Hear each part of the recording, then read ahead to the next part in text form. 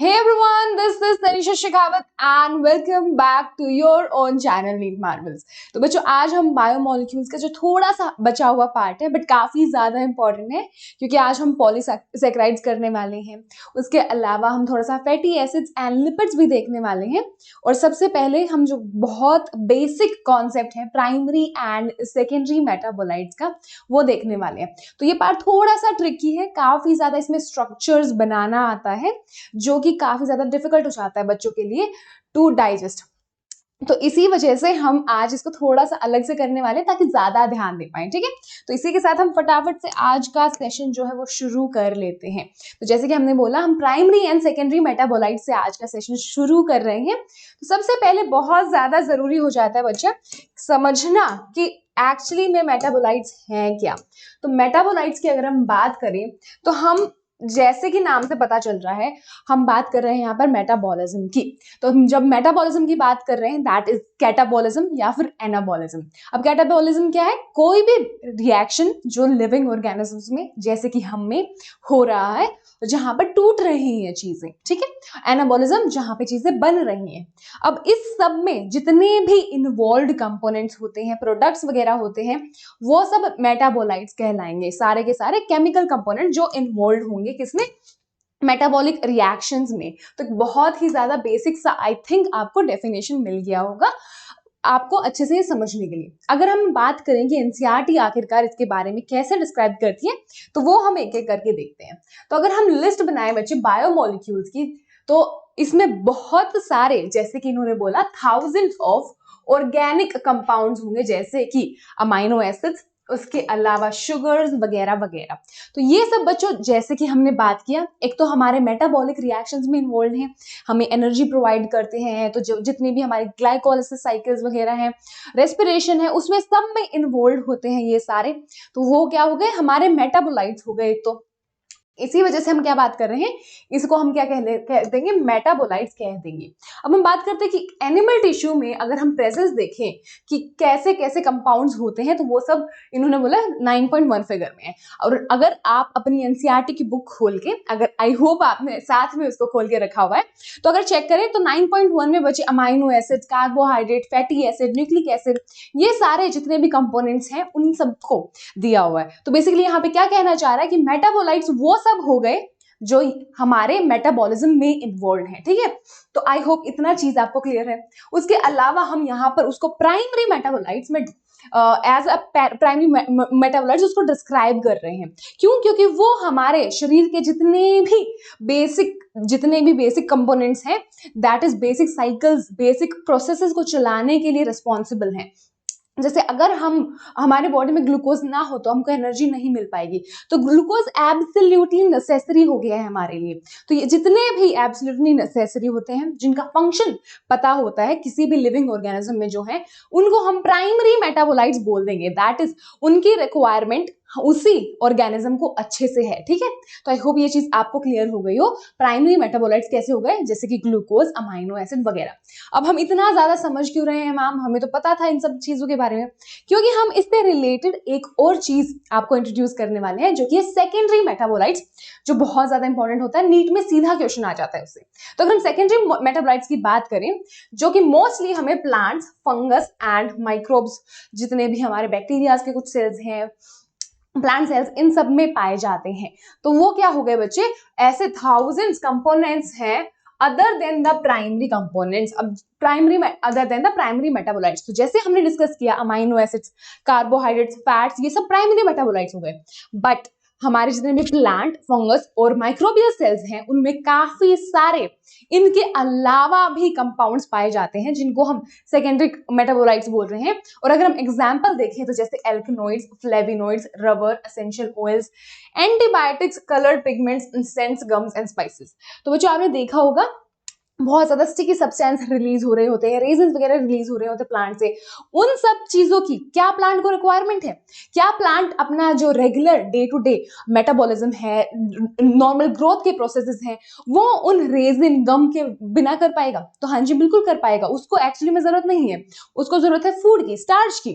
But ये सब भी साथ के साथ बनता है। और अगर हम फंक्शन ढूंढने की कोशिश करें प्लांट में, तो एज सच कोई एसेंशियल फंक्शन हमें नहीं मिलेगा उसका प्लांट के अंदर, बट हमने ह्यूमंस ने मतलब कि उनके काफी सारे फंक्शंस ढूंढ निकाले हैं। तो ये ह्यूमन वेलफेयर में काफी ज्यादा काम आ जाते हैं। इनको हम क्या बोल रहे हैं बच्चों? इनको हम सेकेंडरी मेटाबोलाइट्स बोल रहे हैं। तो अगर हम इसके बारे में थोड़ा सा और डिस्कस करें तो एक बार इसको हम ब्रीफ ले लेंगे, बट अगर हम थोड़ा सा और इसको डीप डिस्कस करें तो बच्चों यहाँ पे जैसे कि हमने बोला कि कोई नॉन फंक्शन नहीं है, कोई भी आइडेंटिफिकेबल हमें इनका फंक्शन नहीं मिलता है उस पर्टिकुलर लेट्स से प्लांट में। हम अगर प्लांट का एग्जांपल ले रहे हैं तो उसमें गम का हमें कोई स्पेसिफिक फंक्शन नहीं मिल रहा है। तो यहाँ पर एक बहुत ज्यादा इंपॉर्टेंट पॉइंट हो गया, जो कि क्या है कि प्राइमरी मेटाबोलाइट्स और सेकेंडरी मेटाबोलाइट्स में जो मेन डिफरेंस देखें, जो डिफरेंशिएटिंग फैक्टर देखें दोनों के बीच में, तो जो प्राइमरी मेटाबोलाइट्स हैं बच्चों उनमें एब्सोल्युटली एसेंशियल होंगे वो फॉर द ऑर्गेनिज्म, जैसे कि हो गया ग्लूकोज जो कि फूड है, जो कि एनर्जी प्रोडक्शन में बहुत ज्यादा हेल्पफुल है। वेयर अगर हम बात करें सेकेंडरी मेटाबोलाइट्स की बच्चों, तो सेकेंडरी मेटाबोलाइट्स का हमने जैसे कि डिस्कस किया कोई नॉन फंक्शन नहीं मिलेगा, तो उसके अलावा वो ह्यूमन वेलफेयर में काम आ सकते हैं हमको, और उसके अलावा उसकी इकोलॉजिकल इंपॉर्टेंस भी हो सकती है। तो ह्यूमन वेलफेयर या फिर इकोलॉजिकल इंपॉर्टेंस के हो सकते हैं कौन? हमारे सेकेंडरी मेटाबोलाइट्स। तो आई होप ये चीज आपको अच्छे से क्लियर हो गई। और जैसे कि हमने ऑलरेडी डिस्कस किया कि ये मेटाबॉलिक रिएक्शन के कंपोनेंट्स हैं, और इस मेटाबॉलिक रिएक्शन में हम दोनों ले सकते हैं, एनाबॉलिज्म भी एंड कैटाबॉलिज्म भी। ठीक है, ओके अब आते हैं एनसीईआरटी पे वापस। ठीक, ओके बच्चों, तो जैसे कि हमने डिस्कस किया कि इसका कोई भी नॉन नॉर्मल फंक्शन नहीं है जितने भी हमारे फिजियोलॉजिकल प्रोसेसेस होते हैं उनमें। ठीक है, उसके अलावा अगर हम बात करें बच्चों कि जो फंक्शन हमारे सेकेंडरी मेटाबोलाइट्स के अगर हमें ढूंढने की कोशिश करें, तो हमने जैसे कि ह्यूमंस ने अपनी ह्यूमन वेलफेयर में ह्यूमन ने अपने यूज के लिए काफी सारे फायदे ढूंढ निकाले हैं। जैसे कि हम रबर यूज करते हैं, ड्रग्स, स्पाइसेस, सेंट्स वगैरह, पिगमेंट्स वगैरह यूज करते हैं। ये हमें पता है प्लांट के काफी सारे सेकेंडरी मेटाबोलाइट्स को निकाल के एक्सट्रैक्ट करके यूज किया जाता है, जैसे कि हम स्पाइसेस वगैरह की बात कर रहे हैं यहाँ पर। ठीक है, उसके अलावा अगर हम बात करें कि काफी सारे इकोलॉजिकल इंपॉर्टेंस के भी होते हैं। ओके, तो यहाँ तक हमारा जो बेसिक सा पॉइंट था प्राइमरी एंड सेकेंडरी मेटाबोलाइट का, उसका होप एक अच्छा कॉन्टेक्स्ट मिल गया हो आपको। अब हम बात कर लेते हैं कि एक्चुअली में इसमें नीट में क्वेश्चन कहाँ से आएगा मैम, क्योंकि हमें तो क्वेश्चन से बहुत ज्यादा मतलब है। ठीक है, तो अगर हम बात करें बच्चों क्वेश्चन कहाँ से आएगा, तो ये टेबल आपको अच्छे से याद होना चाहिए। इस टेबल से हमने काफी सारे पीवाईक्यूज देखे हैं, स्पेशली इस टॉपिक से जितने भी थे वो। तो अगर हम बात करें तो ये सब एक तो सेकेंडरी मेटाबोलाइट्स है, इतनी बात कंफर्म है। उसके अलावा भी इनको कैटेगराइज किया गया है, जैसे कि यहाँ पर पिगमेंट्स दिए हुए हैं, कैरोटीनॉइड्स, उसके अलावा हमें एल्केनॉइड्स दिए हुए हैं, मॉर्फिन वगैरह, उसके अलावा ट्रिपेनॉइड्स दिए हुए हैं, essential oils, toxins, lectins, drugs and polymeric substances, और उनके बहुत सारे एग्जांपल्स दिए हुए हैं। तो आपको एक एक एग्जांपल कैटेगरी वाइज अच्छे से याद रहना चाहिए, ताकि अगर आपको मैच द फॉलोइंग आ जाए। कैसे मैच द फॉलोइंग आ सकता है बच्चों? आपको मैच द फॉलोइंग आ सकता है कि यहाँ पर लिखा हो सकता है एल्केनॉइड्स, जैसे यहाँ पर लिख दिया एल्केनॉइड एक साइड, टॉक्सिन लिख दिया एक साइड लिख दिया ड्रग। या मैं आपको एक सिर्फ छोटा सा एग्जांपल दे रही हूँ। ठीक है, और दूसरी साइड लिख दिया, लेट्स से यहाँ पर लिख दिया लेमन ग्रास ऑयल। यहाँ पर उन्होंने लिख दिया, लेट्स से क्या लिख दिया, मॉर्फिन। ओके, और यहाँ पर उन्होंने लिख दिया, लेट्स से क्या लिख दिया, ओके, टॉक्सिन का क्या था हमारा, आर्बिन लिख दिया, लेट्स से। ओके, अब इसको आपको आराम से as a match the following question दिया जा सकता है, जहां पे आप मैच करते रहेंगे। ठीक है, तो आपको ये चीज तो पता होगी कि ये सब सेकेंडरी मेटाबोलाइट्स हैं, बट कौन सी कैटेगरी में है, किस कैटेगरी का एग्जाम्पल है, वो चीज बहुत अच्छे से आपको पता होनी चाहिए। ठीक है, ओके, अब हम बात करते हैं बच्चों बहुत ज्यादा इंपॉर्टेंट, जो मेन फोकस रहने वाला है आज का, दैट इज आर कार्बोहाइड्रेट्स। अब इन कार्बोहाइड्रेट्स को मोर भी क्या बोलते हैं? इन कार्बोहाइड्रेट्स को मैम हम पॉलीसेकेराइड्स भी बोलते हैं। तो ये क्या हो गए? पॉलीसेकेराइड्स। अब एक एक करके हम इसको अच्छे से डिस्कस करने वाले हैं। तो जब हम पहले वाली एनसीईआरटी देखें, ओल्ड डेफिनेशन देखें कार्बोहाइड्रेट्स की, तो इसे हाइड्रेट्स ऑफ कार्बन बोला जाता है। हाइड्रेट्स ऑफ कार्बन मतलब जैसे कि हम एक नॉर्मल स्ट्रक्चर देखें, नॉर्मल फॉर्मूला देखें, दैट इज केमिकल फॉर्मूला किसका? अपने कार्बोहाइड्रेट्स का। तो हमें उसमें तीन मेन हमारे कंपोनेंट्स दिखते हैं जो कि ऐसे कुछ अरेंज्ड होते हैं। जैसे कि अगर हम ग्लूकोज का एग्जांपल ले लें तो C6H12O6, ठीक है। तो यहाँ पर बोला जा रहा है कि पहले एनसीईआरटी से क्या बोल रही थी, हाइड्रेट्स बोल रही थी, किसका, अपने कार्बन का। बट अगर हम हाइड्रेट्स लें कार्बन का तो CH3 लेट्स से COOH ले लिया हमने। अब इसका स्ट्रक्चर कैसे होगा, इसका स्ट्रक्चर ऐसे होगा मैम, CCOOH एंड CH। अब हमें ये वाला ग्रुप यहाँ पर देखकर अच्छे से पता चल रहा है कि ये कार्बोक्सिलिक एसिड है, वेरस ये ऑब्वियसली हाइड्रेटेड है। ये हो गया हमारा एसिटिक एसिड। तो अगर हम इसे केमिकली देखें तो ये एक एसिड है, ये डेफिनेटली कार्बोहाइड्रेट तो नहीं है। बट अगर हम डेफिनेशन वाइज देखें तो मैं इसे भी हाइड्रेट्स ऑफ कार्बन बोल सकती हूँ। इसी वजह से हमारे हाइड्रेट्स ऑफ कार्बन वाली जो डेफिनेशन है वो थोड़ी सी अधूरी रह जाती है। जो दूसरी अब हमें डेफिनेशन इंट्रोड्यूस कर दी गई है दैट इज पॉलीहाइड्रोक्सी, किसके, पॉलीहाइड्रोक्सी एल्डिहाइड या फिर पॉलीहाइड्रोक्सी कीटोन। तो वो एक एग्जैक्ट डेफिनेशन हो जाती है जो सही तरीके से एग्जैक्टली कार्बोहाइड्रेट्स को ही डिस्क्राइब करती है। अब ये चीज कैसे, इस चीज को देखने के लिए हमें आगे जाना होगा, ठीक है। एक एक करके अब देखें तो अगर हम बात करें कीटोन एंड एल्डिहाइड की तो सबसे पहले उसे देख लेते हैं। तो कीटोन और एल्डिहाइड ग्रुप अगर आपने केमिस्ट्री अच्छे से पढ़ी होगी और आई होप मुझसे ज्यादा अच्छे से पढ़ी हो, तो यहाँ पर हम कीटोन और एल्डिहाइड ग्रुप की बात कर लेते हैं एक एक करके। तो हमें पता है कि हमारे क्या होते हैं, डिफरेंट हमारे बहुत सारे लंबे लंबे चेन्स हो सकते हैं, किसके, कार्बन के, जिसमें अलग अलग वैलेंसी, बस H हो सकता है, OH हो सकता है, वगैरह वगैरह। बट एक बहुत ज्यादा जरूरी चीज है कि टर्मिनल कार्बन पर, दैट इज जो लास्ट वाला कार्बन है उस पे, किसके केस में, एल्डिहाइड के केस में क्या हो, CHO ग्रुप हो। CHO ग्रुप को अगर हम थोड़ा सा खोल के लिखते हैं बच्चों, इसको थोड़ा सा खोल के अगर मैं लिख दूं यहाँ पर ऐसा कुछ हो, this is absolutely necessary for this compound to be an aldehyde. ये एल्डिहाइड तभी होगा जब इसका टर्मिनल कार्बन ऐसा कुछ दिखेगा। तो ये हो गया हमारा एल्डिहाइड, ठीक है। वेरएज अगर हम कीटोन की बात करें, ये हो गया हमारा कीटोन। अब हमें भी पता है, जितना हमने केमिस्ट्री पढ़ा अभी तक, कीटोन का जो फंक्शनल ग्रुप है बच्चों, वो टर्मिनल कभी भी नहीं होता है, वो हमारा बीच में कहीं पे होगा, ऐसे हमारा ये कीटोन ग्रुप होगा। तो अगर हम एक एक करके देखने की कोशिश करें कि एग्जैक्ट रिक्वायरमेंट्स क्या हैं किसी भी कंपोनेंट को पॉलीहाइड्रोक्सी कीटोन या फिर पॉलीहाइड्रोक्सी क्या एल्डिहाइड होने के लिए, तो सबसे पहले पॉलीहाइड्रोक्सी, पॉली मतलब बहुत सारे, यहाँ पर पॉली का मीनिंग क्या आ जाएगा, मैनी, हाइड्रोक्सी मतलब बहुत सारे, OH, हाँ जी OH, उसके अलावा उसमें क्या होना चाहिए, एक एल्डिहाइड ग्रुप। मेरा same goes for this side, और उसमें क्या होना चाहिए इंस्टेड, एक कीटोन ग्रुप। तो अगर हम एक एक करके देखें कि एब्सोल्युटली नेसेसिटी और एब्सोल्युटली बेसिक स्ट्रक्चर में अगर एक पॉलीहाइड्रोक्सी कीटोन एल्डिहाइड का बनाना चाहूं, तो एक तो मुझे ज्यादा, एक से ज्यादा क्या लगाने पड़ेंगे, OH ग्रुप्स, इसको पॉलीहाइड्रोक्सी बनाने के लिए, हाँ जी ठीक है। तो हमें कम से कम 2 कार्बन यहाँ पे रिक्वायर हो गए, किस लिए, कम से कम एक से ज्यादा OH लगाने के लिए, दैट इज 2 OH ग्रुप्स लगाने के लिए, ताकि ये पॉलीहाइड्रोक्सी हो सके। उसके अलावा जो इसका टर्मिनल कार्बन है उस पर मेरा एल्डिहाइड ग्रुप होना ही चाहिए। तो उस वजह से the most basic polyhydroxy aldehyde जो मैं बना सकती हूँ वो होगा 3 कार्बन, 3 कार्बन का ऐसा कुछ दिखेगा मोस्ट बेसिक पॉलीहाइड्रोक्सी क्या हमारा aldehyde. On the other hand same goes for polyhydroxy ketone as well. हमें एक से ज्यादा OH ग्रुप चाहिए, तो यहाँ पर एक से ज्यादा OH ग्रुप लगाना के लिए 2 कार्बन यहाँ पर यूटिलाइज हो गए हैं। उसके अलावा हमें चाहिए बीच वाले कार्बन पर क्या, कीटोन ग्रुप। तो बीच वाले कार्बन पे कीटोन ग्रुप लगाने के लिए एक और कार्बन आ गया है। तो यहाँ पर भी मोस्ट बेसिक जो पॉलीहाइड्रोक्सी कीटोन होगा वो हमारा ऐसा कुछ दिखेगा। तो इस बेसिस पे हम एक चीज बोल सकते हैं कि जितने भी हमारे ये कार्बोहाइड्रेट्स हैं 2 तरीके के हो सकते हैं, या तो वो एल्डिहाइड फंक्शनल ग्रुप वाले हो सकते हैं या फिर कीटोन फंक्शनल ग्रुप वाले हो सकते हैं।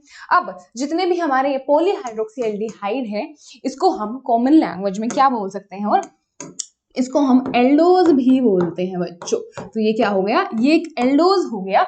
वेरएज जो कीटोन वाला है उसे कीटोज भी बोला जाता है। तो ये क्या हो गया बच्चों, ये हो गया एक कीटोज।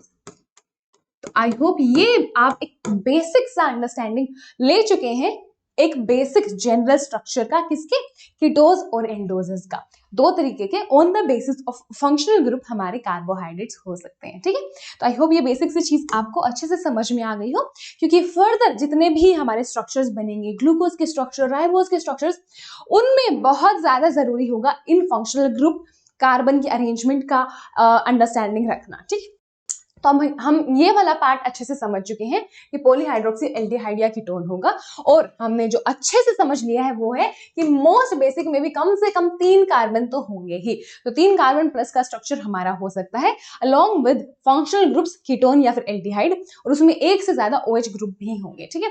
अब जनरल फॉर्मूला देखिए तो ऑब्वियसली अगर हम एग्जाम्पल लेंगे इसका ग्लूकोज का, तो C6H12O6 ऐसा कुछ हम ले सकते हैं, ठीक है। तो ऐसा कुछ जनरल फॉर्मूला होगा जिसमें कार्बन, हाइड्रोजन और ऑक्सीजन का बहुत अच्छे से इन्वॉल्वमेंट होगा। अगर हम यहाँ पर देखें तो हमने क्या रखा है बच्चों, यहाँ पर हमने रखे हुए 2 ग्लूकोज के स्ट्रक्चर्स। यहाँ पर हम क्या बनाने की कोशिश कर रहे हैं, हम यहाँ पर चेन्स बनाने की कोशिश कर रहे हैं, तो वो हम फर्दर भी देखेंगे। बट अगर हम एक बहुत ज्यादा बेसिक सा कॉन्सेप्ट देखने की कोशिश करें, जो कि हमने पिछले लेक्चर में प्रोटीन्स बनाते टाइम भी देखा था, किससे, अमाइनो एसिड से, तो हमने यहाँ पर साइड बाय साइड क्या ले लिया है, ग्लूकोज और ग्लूकोज ले लिया है। तो ये है एक ग्लूकोज मॉलिक्यूल और ये है दूसरा ग्लूकोज मॉलिक्यूल, और इनमें क्या है, इनमें है इनके फंक्शनल ग्रुप्स, और उनके ऊपर क्या लगे हुए हैं, इनके ऊपर ये OH ग्रुप्स भी लगे हुए हैं। क्यों? क्योंकि ऑब्वियसली पॉलीहाइड्रोक्सी है तो काफी सारे इनमें OH ग्रुप भी होंगे। तो यहाँ पर एक बेसिक चीज क्या बन जाती है बच्चों, कि जब हम बनाने की कोशिश करते हैं हमारा ग्रुप्स दैट इज बॉन्ड्स, तो यहाँ पर बॉन्ड बनता है, और वो किससे बनता है, वाटर के रिमूवल से बनता है। तो जितने भी हमारे दैट इज पेप्टाइड बॉन्ड्स, या फिर यहाँ पर हम क्या बनाने की कोशिश कर रहे हैं, ग्लाइकोसिडिक बॉन्ड, तो ये सब बॉन्ड्स क्या होते हैं बच्चे, ये सब रिमूवल ऑफ वाटर से बनते हैं, ठीक है। तो यहाँ पर भी ऐसे कुछ, अगर ये वाला प्लस ये वाला, एक सेकेंड, ये वाला प्लस ये वाला, ऐसे कुछ निकलकर ये O यहाँ पर बीच में आकर ऐसा कुछ बन जाएगा, जो हम डिटेल्स में भी देखेंगे। तो यहाँ पर क्या बनने की कोशिश करते हैं, पॉलीमर्स भी बनने की कोशिश करते हैं, जो हम डिटेल्स में एक एक करके देखेंगे obviously. Okay, moving on to the next part. अब हम आ गए हैं कहाँ पर, यहाँ पर। तो हमने जैसे कि डिस्कस किया बच्चों, पॉलीमर्स बनने की कोशिश करते हैं, तो सबसे पहले हम देखते हैं कि हमारे पास क्या हो सकता है, मोनोसेक्राइड्स। मोनोसेक्राइड्स क्या होते हैं बच्चों, इसमें एक ही कार्बोहाइड्रेट होगा। अब यहां पर लिखा है इसमें कार्बन 3 to कार्बन 7, तो एक ही कार्बोहाइड्रेट में 3 से 7 कार्बन वाला स्ट्रक्चर हो सकता है। अब ये क्या है एक्चुअली में, तो जैसे कि हम डिस्कस कर रहे हैं, ऐसा कुछ स्ट्रक्चर हो सकता है 3 कार्बन वाला, या फिर ऐसा कुछ स्ट्रक्चर हो सकता है हमारा। उसके अलावा ऐसा कुछ स्ट्रक्चर हो सकता है, दैट इज 3 कार्बन वाला एक चेन हो सकता है, 4 कार्बन वाला एक चेन हो सकता है, ऐसे ही 5 कार्बन 6 कार्बन वाला एक चेन हो सकता है। बट एज अ होल अगर मैं देखूं तो ये एक ही कार्बोहाइड्रेट है, यहाँ पर एक ही कार्बोहाइड्रेट है। यहाँ पर कार्बोहाइड्रेट्स के पॉलीमर्स बनना शुरू नहीं हुए, एक सिंगल कार्बोहाइड्रेट का मॉलिक्यूल ही रहेगा, चाहे उसमें 5 कार्बन हो 6 कार्बन हो, उसका एक ही कार्बोहाइड्रेट रहने वाला है। दैट इज यहाँ पर कोई भी पॉलीमर बनने की कोशिश नहीं होगी, ठीक है। तो ये बच्चे हो जाते हैं मोनोसेक्राइड्स। अब सेक्राइड एज अ वर्ड का मीनिंग है शुगर, तो यहाँ पर अगर हम देखें तो ये शुगर हो जाता है, और मोनो मतलब जैसे कि हमें पता है एक, तो यहाँ पर एक शुगर ही होता है, और वो 3 कार्बन से 7 कार्बन तक हो सकता है। तो इनको हम कैसे बोलेंगे, इनको बच्चों हम बोलते हैं कुछ ऐसे, यहाँ पर आ जाएंगे ट्रायोज 3 कार्बन वाला, टेट्राज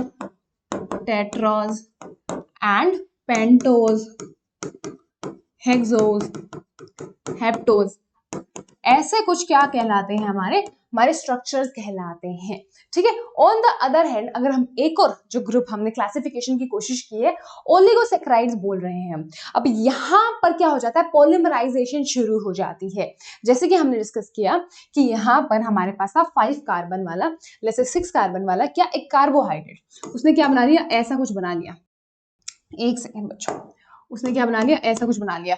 अब ये एक सिंगल कार्बोहाइड्रेट है। अब ये एक single carbohydrate that is carbohydrate ए दूसरे कार्बोहाइड्रेट के साथ जुड़ा होगा, और उसने आपस में क्या बनाया होगा, एक बॉन्ड बनाया होगा, और वो क्या कहलाएगा, वो 2 दो कार्बोहाइड्रेट वाला, दैट इज अ डाइसैकेराइड कहलाएगा। अब इट डजंट मैटर कि एक कार्बोहाइड्रेट में कितने कार्बन है, वो कार्बन 3 से 7 तक कुछ भी हो सकते हैं। तो इसमें 3 7 कितने भी हो सकते हैं, इस वाले दूसरे वाले में भी हो सकते हैं, बट यहाँ पर 2 कार्बोहाइड्रेट है, ये बहुत ज्यादा जरूरी है, इसलिए हम इसको क्या बोलेंगे, डाइसैकेराइड बोल देंगे बच्चों। ठीक है, इसको हम डाइसैकेराइड बोल देंगे। और यहाँ पर अगर हमारे पास 2 से कितना, 2 से 9 तक कार्बोहाइड्रेट आपस में जुड़ जुड़कर स्ट्रक्चर्स बनाते रहे, कैसे, लेट्स से यहाँ पर एक था, फिर दूसरा जुड़ा, फिर तीसरा जुड़ा, ऐसे करके बहुत सारे, कितने, कम से कम 9 तक जुड़ गए। जब तक वो 9 रहेंगे वो हम ओलिगोसैकेराइड कहलाएंगे, ओलिगोसैकेराइड कहलाएंगे। बट 10 या 10 से ज्यादा वाले हम क्या कहलाएंगे, उसको हम पॉलीसैकेराइड बोल देंगे। ठीक है, तो ओलिगोसैकेराइड मतलब छोटी चेन्स, छोटे polymers of carbohydrate, whereas polysaccharide मतलब बहुत लंबे लंबे चेन्स। ओके, तो जैसे कि हमने ऑलरेडी डिस्कस किया, फर्स्ट मोनोसैकेराइड वाला पार्ट, जहां पे हमने क्या लिखा था, जहां पे हमने लिखा था कि 3 से 7 कार्बन हो सकते हैं, तो वहां पर अगर मैं अच्छे से हाईलाइट करने की कोशिश करूं तो वहां पर सिर्फ और सिर्फ इस पार्ट की बात हो रही थी कि यहाँ पर जो कार्बोहाइड्रेट है बच्चों, ये कार्बोहाइड्रेट में जो कार्बन्स हैं, अगर वो डिस्कस करूं तो मैं ऐसा कुछ स्ट्रक्चर बनाऊं अगर, और यहाँ पर भी एक कार्बन ग्रुप है मेरे पास, और यहाँ पर लेट्स एक ऑक्सीजन है, यहाँ पर एक कार्बन हो गया, कार्बन हो गया, कार्बन हो गया, तो ये हो गया C1, that is carbon number 1, C2, C3, यहाँ पर अपना हो गया C4, C5। तो यहाँ पर 5 कार्बन इसके खुद के हैं, यहाँ पर 5 कार्बन इसके खुद के हैं, तो यहाँ पर एक ही कार्बोहाइड्रेट है बटी। ठीक है, उसके अलावा अगर मैंने इस कार्बोहाइड्रेट को जोड़ जोड़ के चेन बनानी शुरू कर दी, जैसे कि हम मोती डालकर मालाएं बनाने की कोशिश कर रहे होते हैं, तो वैसे चेन बनाने की कोशिश कर दी, तो मैं ओलिगोसैकेराइड की तरफ बढ़ने लग गई। और जैसे ही मैंने 9 से ज्यादा कार्बोहाइड्रेट जोड़कर चेन बनाने की कोशिश करती, मैं पॉलीसैकेराइड की तरफ मूव करने लग गई। ठीक है, तो इस तरह से हमने क्लासिफिकेशन देख ली है बच्चों कार्बोहाइड्रेट की, जो आई होप आपको अच्छे से समझ में आ गई हो। तो अगर हम स्ट्रक्चर के बेसिस पे क्लासिफिकेशन की बात करें, यहाँ पर हमने किसके बेसिस पे कर ली बात, यहाँ पर हमने बात कर ली कि कितने कार्बोहाइड्रेट है, एक कार्बोहाइड्रेट, एक से ज्यादा, दैट इज 2 से 9 कार्बोहाइड्रेट, या फिर 9 से 10 से, और जितने भी 300 400 कितने भी कार्बोहाइड्रेट वाला पॉलीसैकेराइड, वो हमने बात कर ली है उसके ऊपर। अगर हम दूसरी बात करें जो स्ट्रक्चर के बेसिस पे है, that is carbohydrate straight chain हो सकते हैं, या फिर कार्बोहाइड्रेट रिंग के फॉर्म में हो सकते हैं। तो अगर ये कॉन्सेप्ट हम समझने की कोशिश करें बच्चों, एक सेकेंड, तो या तो अगर हम स्ट्रेट चेन्स की बात करें, सबसे पहले हम यहाँ पर बात करते हैं स्ट्रेट चेन की, या तो हमारे कार्बोहाइड्रेट स्ट्रेट चेन्स में ही हो सकते हैं, जैसे कि कार्बन ऐसे लग लग कर यहाँ पर क्या है हमारा, यहाँ पर फंक्शनल ग्रुप है, यहाँ पर लेट्स से OH है this side, let's say this side H है, OH H, यहाँ पर OH H, ये हो गई एक स्ट्रेट चेन, और ये हो गया कार्बोहाइड्रेट, कौन सा, जैसे कि हमने अभी तक पढ़ा, ये हो गया एक एल्डोज। तो यहाँ पर ये स्ट्रेट चेन है, बट लेट्स से कि हम बात कर रहे हैं अगर ये स्ट्रेट चेन यहाँ से लेट्स से एक बॉन्ड ये वाला उठकर यहाँ पे बनने की कोशिश करे, तो वो आपस में एक रिंग बना लेगा। जैसे ये एक हमारी स्ट्रेट चेन है, और ये वाला आपस में जुड़ना चाहे तो ऑब्वियसली एक रिंग बना लेगा ना साथ में, तो रिंग स्ट्रक्चर भी हो सकते हैं हमारे पास। तो दूसरा टाइप का कौन सा स्ट्रक्चर है, दूसरे स्ट्रक्चर है हमारे रिंग स्ट्रक्चर्स। और रिंग स्ट्रक्चर की बात करें तो 2 टाइप के होते हैं बच्चे, आपके सिलेबस में जो मेनली है वो 2 टाइप के हैं, एक तो है पायरेनोज जिसे हम पायरेन्स भी बोलते हैं, और दूसरे हैं फ्यूरेनोज। तो यहाँ पर क्या होगा बच्चों, यहाँ पर ऐसे कुछ स्ट्रक्चर बनने की कोशिश करेंगे, तो यहाँ पर एक तो यहाँ पर O होगा अपनी रिंग के बीच में ही, O कभी भी बाहर नहीं होगा, O रिंग का ही कंपोनेंट होगा। उसके अलावा ऐसा कुछ स्ट्रक्चर हमारा हो सकता है। तो अगर हम कार्बन की बात करें तो एक एक करके हम अपने कार्बन गिनना शुरू कर देते हैं। तो यहाँ पर हो गया मेरा कार्बन नंबर 1, ठीक है, यहाँ पर हो गया मेरा carbon number 2, carbon number 3 and carbon number 4। तो अगर हम पायरेन्स का एक अच्छे से, दैट इज पायरेनोज भी जिसको हम बोलते हैं, उसका अच्छे से एक बार डेफिनेशन देखें तो उसमें विद इन द रिंग कितने होने चाहिए, उसमें विद इन द रिंग उसमें होने चाहिए कम से कम 1 2 3 4 4 उसमें होने यहाँ एक सेकेंड हमने एक चीज मिस कर दी बच्चों, ये 5 हो जाएगा क्योंकि यहाँ पर C4 आएगा। तो 1 2 3 4 5 कम से कम पायरेनोज में with in the ring 5 carbon होने ही चाहिए। ठीक है बच्चों, तो वही एक पायरेनोज कहलाएगा।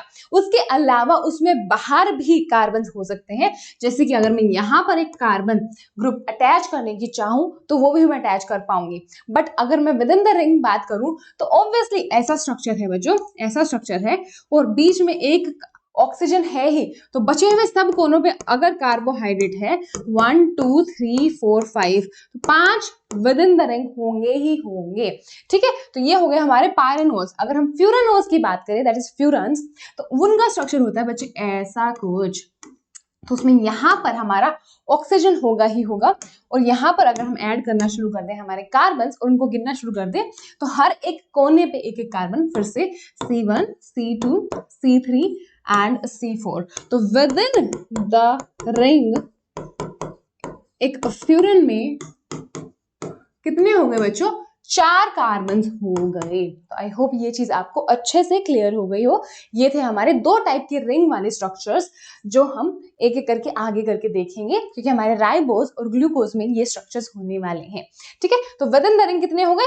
4 हो गए। अब इसमें बाहर कार्बन कितने भी लगे हो सकते हैं, दैट इज अगर यहाँ पर जो कार्बन का एक बॉन्ड है वो बना, यहाँ पर एक कार्बन ग्रुप आराम से प्रेजेंट हो सकता है, बट रिंग के अंदर कितने होंगे? 4 होंगे ही होंगे। ठीक है, ओके बच्चों, अब हम आगे मूव ऑन कर लेते हैं अपने चैप्टर में। ठीक है, अब हम स्ट्रक्चर्स की बात करें। अच्छा, हमने ये पूरा डिस्कस कर लिया है पायरेनोज एंड फ्यूरानोज। अगर हम स्ट्रक्चर अच्छे से साफ साफ बनाने की कोशिश करें तो स्ट्रेट चेन ऐसे कुछ हो गई CHO, ये मैं बना रही हूँ एक एल्डोज। ठीक है, ये हम एक एल्डोज बना रहे हैं, ऐसे कुछ हमारे हो गए एल्डोजेस। क्यों? क्योंकि इसमें है एक एल्डिहाइड बच्चों। ठीक है, उसके अलावा अगर ऑन द अदर हैंड हम पायरेनोज की बात करें तो जैसे कि हमने डिस्कस किया, इसका स्ट्रक्चर ऐसे कुछ होगा। एक सेकेंड, इसका स्ट्रक्चर होगा ऐसे कुछ, 1 carbon 2 carbon 3 carbon 4 carbon 5 carbon with in the ring. तो ये हो गया एक पायरेनोज। अगर हम फ्यूरानोज की बात करें तो उसमें होगा ऐसा कुछ, तो यहाँ पर C1 C2 C3 C4। तो विद इन द रिंग कितने हो गए बच्चों? विद इन द रिंग हो गए 4 कार्बन। तो ये है बेसिक स्ट्रक्चर्स और ये है classification on the basis of structure किसकी? हमारी कार्बोहाइड्रेट्स की। ठीक है, आई होप इतना पार्ट आपको अच्छे से समझ में आ गया हो, क्योंकि धीरे धीरे चीजें और कॉम्प्लेक्स होती जाएंगी। अब हम आ गए हैं मोनोसेक्राइड की अच्छे से डेफिनेशन पे।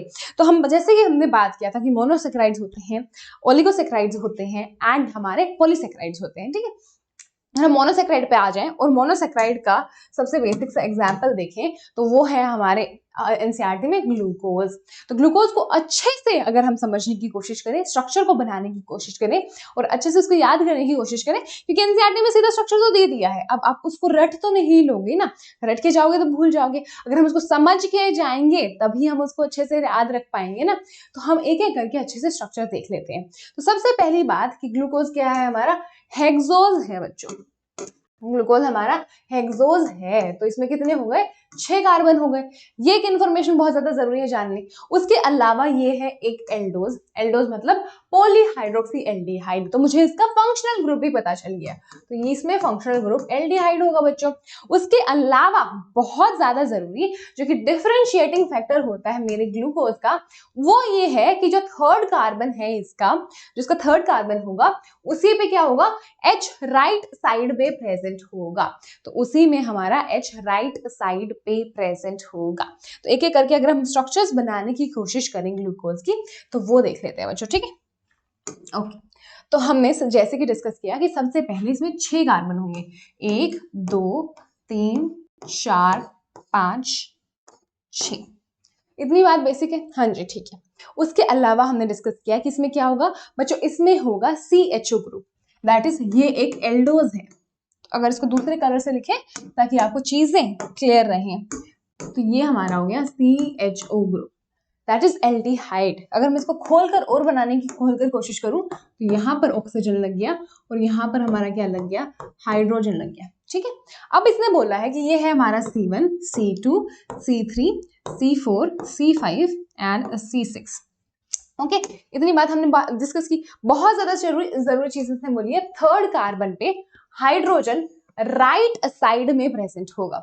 थर्ड कार्बन में हाइड्रोजन हमारा राइट साइड पे प्रेजेंट होगा। इसका कलर फिर से चेंज कर ले बच्चों। ओके इसका कलर फिर से चेंज कर लेते हैं ताकि आप डिफरेंस बना पाए कहाँ कहाँ पर स्ट्रक्चर में डिफरेंस आ रहा है। तो इसमें थर्ड कार्बन, नंबरिंग साथ साथ करते रहने वरना आप कंफ्यूज हो जाएंगे। थर्ड कार्बन में इसने रख दिया हाइड्रोजन अपना राइट साइड में। इसका मतलब बाकी सब जगह जितने भी कार्बन बाकी के बचे उसमें राइट साइड पे क्या आएगा बच्चों, उसमें राइट साइड पे अपना OH ही आएगा। तो यहाँ पर OH आ गया, यहाँ पर OH आ गया, यहाँ पर OH आ गया, यहाँ पर अपना OH आ गया। और अब हम बैलेंसिंग कर लेते हैं किससे, हाइड्रोजन से। तो यहाँ पर हाइड्रोजन आ गया, तो अब इधर हाइड्रोजन आ गया है, मतलब उल्टा हो गया है बच्चों। तो इधर OH आ जाएगा ना, हाँ जी इधर OH आ जाएगा। और अगर हम बाकी का स्ट्रक्चर कंप्लीट करने की कोशिश करें, ये हो जाएगा हमारा बाकी का स्ट्रक्चर। अब इसमें कुछ भी चीज नहीं थी, 3 पॉइंट है याद रखने के। पॉइंट नंबर 1 हेक्सोज है, 6 कार्बन होंगे इसमें। पॉइंट नंबर 2 ये एक एल्डोज है, दैट इज CHO ग्रुप होगा इसमें। पॉइंट नंबर 3 एंड सबसे ज्यादा इंपॉर्टेंट और डिफरेंशिएटिंग फैक्टर कि थर्ड कार्बन पे, कार्बन नंबर 3 पे हमारा क्या, हमारा हाइड्रोजन राइट साइड में है, बाकी सब साइड पे क्या है, राइट साइड में OH ग्रुप्स हैं। तो ये हमारा क्या हो गया, ये हमारा ग्लूकोज का चेन वाला, ग्लूकोज का ओपन चेन स्ट्रक्चर हो गया बच्चों, ये open chain structure of glucose. ठीक है, तो आई होप ये आपने बनाना भी सीख लिया हो और आपको रटने की जरूरत ना पड़े क्योंकि एनसीईआरटी में सीधे के सीधे स्ट्रक्चर्स दिए हुए हैं। आई होप आप इन 3 पॉइंट्स से, आपको सिर्फ 3 चीजें याद रखनी है और आप अच्छे से कभी भी ग्लूकोज का स्ट्रक्चर अच्छे से बना पाएंगे। ठीक है, तो ये चीज हो गई आपको होपफुली क्लियर, क्योंकि अब हम नेक्स्ट पॉइंट पे मूव ऑन करने वाले हैं जो कि काफी ज्यादा ट्रिकी हो सकता है। तो जितने भी बच्चे अभी सोने की कोशिश कर रहे हैं वो फटाफट से एकदम से अच्छे से जग जाएं। ठीक है, तो अब यहाँ पर क्या होना है बच्चे, जो सेकंड लास्ट कार्बन है, ये हो गया हमारा लास्ट कार्बन। यहाँ पर जो हमारा सेकंड लास्ट कार्बन है उसका जो ये OH है बच्चों, इस OH को कुछ तो दिक्कत हो गई है यहाँ पर, इसको यहाँ पर नहीं रहना है। इसको सिर्फ कार्बन 5th नहीं, इसको एक और कार्बन चाहिए। कौन सा, इसको चाहिए कार्बन नंबर 1 भी, इसको कार्बन नंबर 1 के पास भी जाना है। ठीक है, तो इसको यहाँ से हटके कार्बन नंबर 1 के पास भी जाना है हमारे C5 को। C5 को कहाँ पे अटैच होना है, C5 को अटैच होना है इधर ऊपर जाकर। तो ऑब्वियसली इसका क्या होगा, इसका होगा कुर्बानी। ठीक है, तो इसको हटा दिया जाएगा। फॉर द मेन टाइम हम क्या कर देंगे, इसको रिमूव कर देंगे। और यहाँ पर जैसे हमने बात किया, C5 को क्या बनाना है, ऊपर जाकर बॉन्ड बनाना है। तो यहाँ पर अगर हम बॉन्ड बनाने की कोशिश करें बच्चों, तो यहाँ पर कैसा बॉन्ड बनेगा, ये जो C5 है ये उठकर बॉन्ड बना लेगा ऊपर जाकर। ठीक है, तो ये यहाँ पर बॉन्ड बना लेगा इस ऑक्सीजन के साथ। तो ये ऑक्सीजन है, इसका जो डबल बॉन्ड था वो टूटकर सिर्फ सिंगल बॉन्ड रह जाएगा। यहाँ पर क्या हो गया, सिर्फ सिंगल बॉन्ड आ गया। और जिस OH को निकाला गया था इसको भी तो कहीं भेजना पड़ेगा, ये OH भी यहाँ पर चला जाएगा। कहाँ पर, इस वाले कार्बन के पास। तो यहाँ पर अपना OH भी चला जाएगा बच्चों। ठीक है, तो यहाँ पर क्या हो गया, यहाँ पर ये वाला carbon that is carbon number 1, उसके बाद होगा हमारा ऑक्सीजन। और जो हमारा कार्बन नंबर 5 है उसने अपना OH हटाकर खुद से जो अपना 4th वैलेंसी प्रेजेंट था, क्योंकि एक तो 6 कार्बन के साथ बिजी है, एक 4th कार्बन के साथ बिजी है, एक हाइड्रोजन के साथ बिजी है, जो अपना 4th वैलेंसी है जो OH के साथ था, उस OH को हटाकर इसने ऊपर ऑक्सीजन के साथ बॉन्ड बना लिया है। जो कौन सा था, फंक्शनल ग्रुप का ऑक्सीजन था, उसके साथ इसने बॉन्ड बना लिया है। और यहाँ पर जो हमारा ऑक्सीजन OH यहाँ से निकाला गया था वो कार्बन नंबर 1 पर शिफ्ट हो गया है। तो एक एक करके अगर मैं रिंग बनाने की कोशिश करूं बच्चों, तो यहाँ पर मैं क्या लूंगी, यहाँ पर सबसे पहले सबसे ज्यादा इंपॉर्टेंट और फोकल पॉइंट का आपका होना चाहिए ये O। इस O को ध्यान में रखना है। ठीक है, ये यहाँ पर हमने ड्रॉ किया हमारा O। अब ये O किस किस चीज से अटैच्ड है, एक तरफ ये अटैच है हमारे कार्बन नंबर 5 से, तो ये हो गया यहाँ पर कार्बन नंबर 5 से अटैच। एक तरफ ये अटैच है हमारे कार्बन नंबर 1 से, तो ये हो गया हमारा कार्बन नंबर 1। ठीक है, उसके अलावा हमारा कार्बन नंबर 1 के बाद क्या आता है, कार्बन नंबर 2।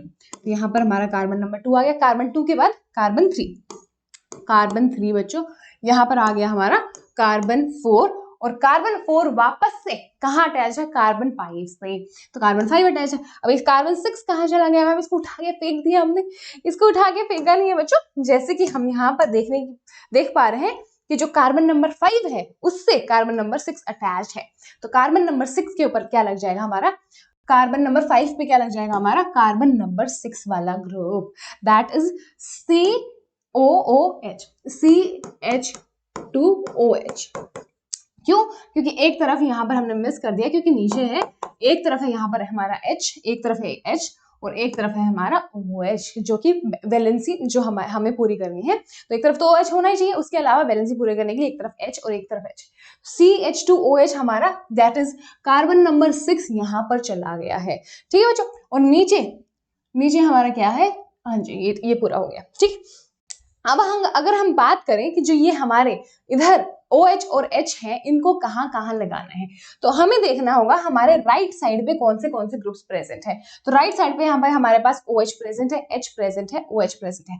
अब जितने भी बच्चों राइट साइड वाले होंगे, अच्छे से याद रखना है, राइट साइड वाले चले जाएंगे नीचे, तो राइट साइड वाले चले जाएंगे नीचे, और जो लेफ्ट साइड वाले हैं वो ऊपर की तरफ चले जाएंगे।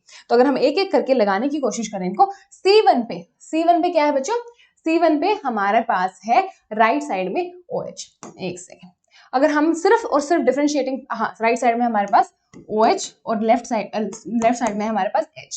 अगर हम C2 की बात करें बच्चों, C2 में वापस से एक सेकेंड, और जो राइट साइड में जो है वो नीचे आएगा, राइट साइड वाली चीज नीचे आएगी और लेफ्ट साइड वाली चीज जाएगी ऊपर, राइट साइड वाली चीज नीचे जाएगी और लेफ्ट साइड वाली चीज जाएगी ऊपर, ठीक है।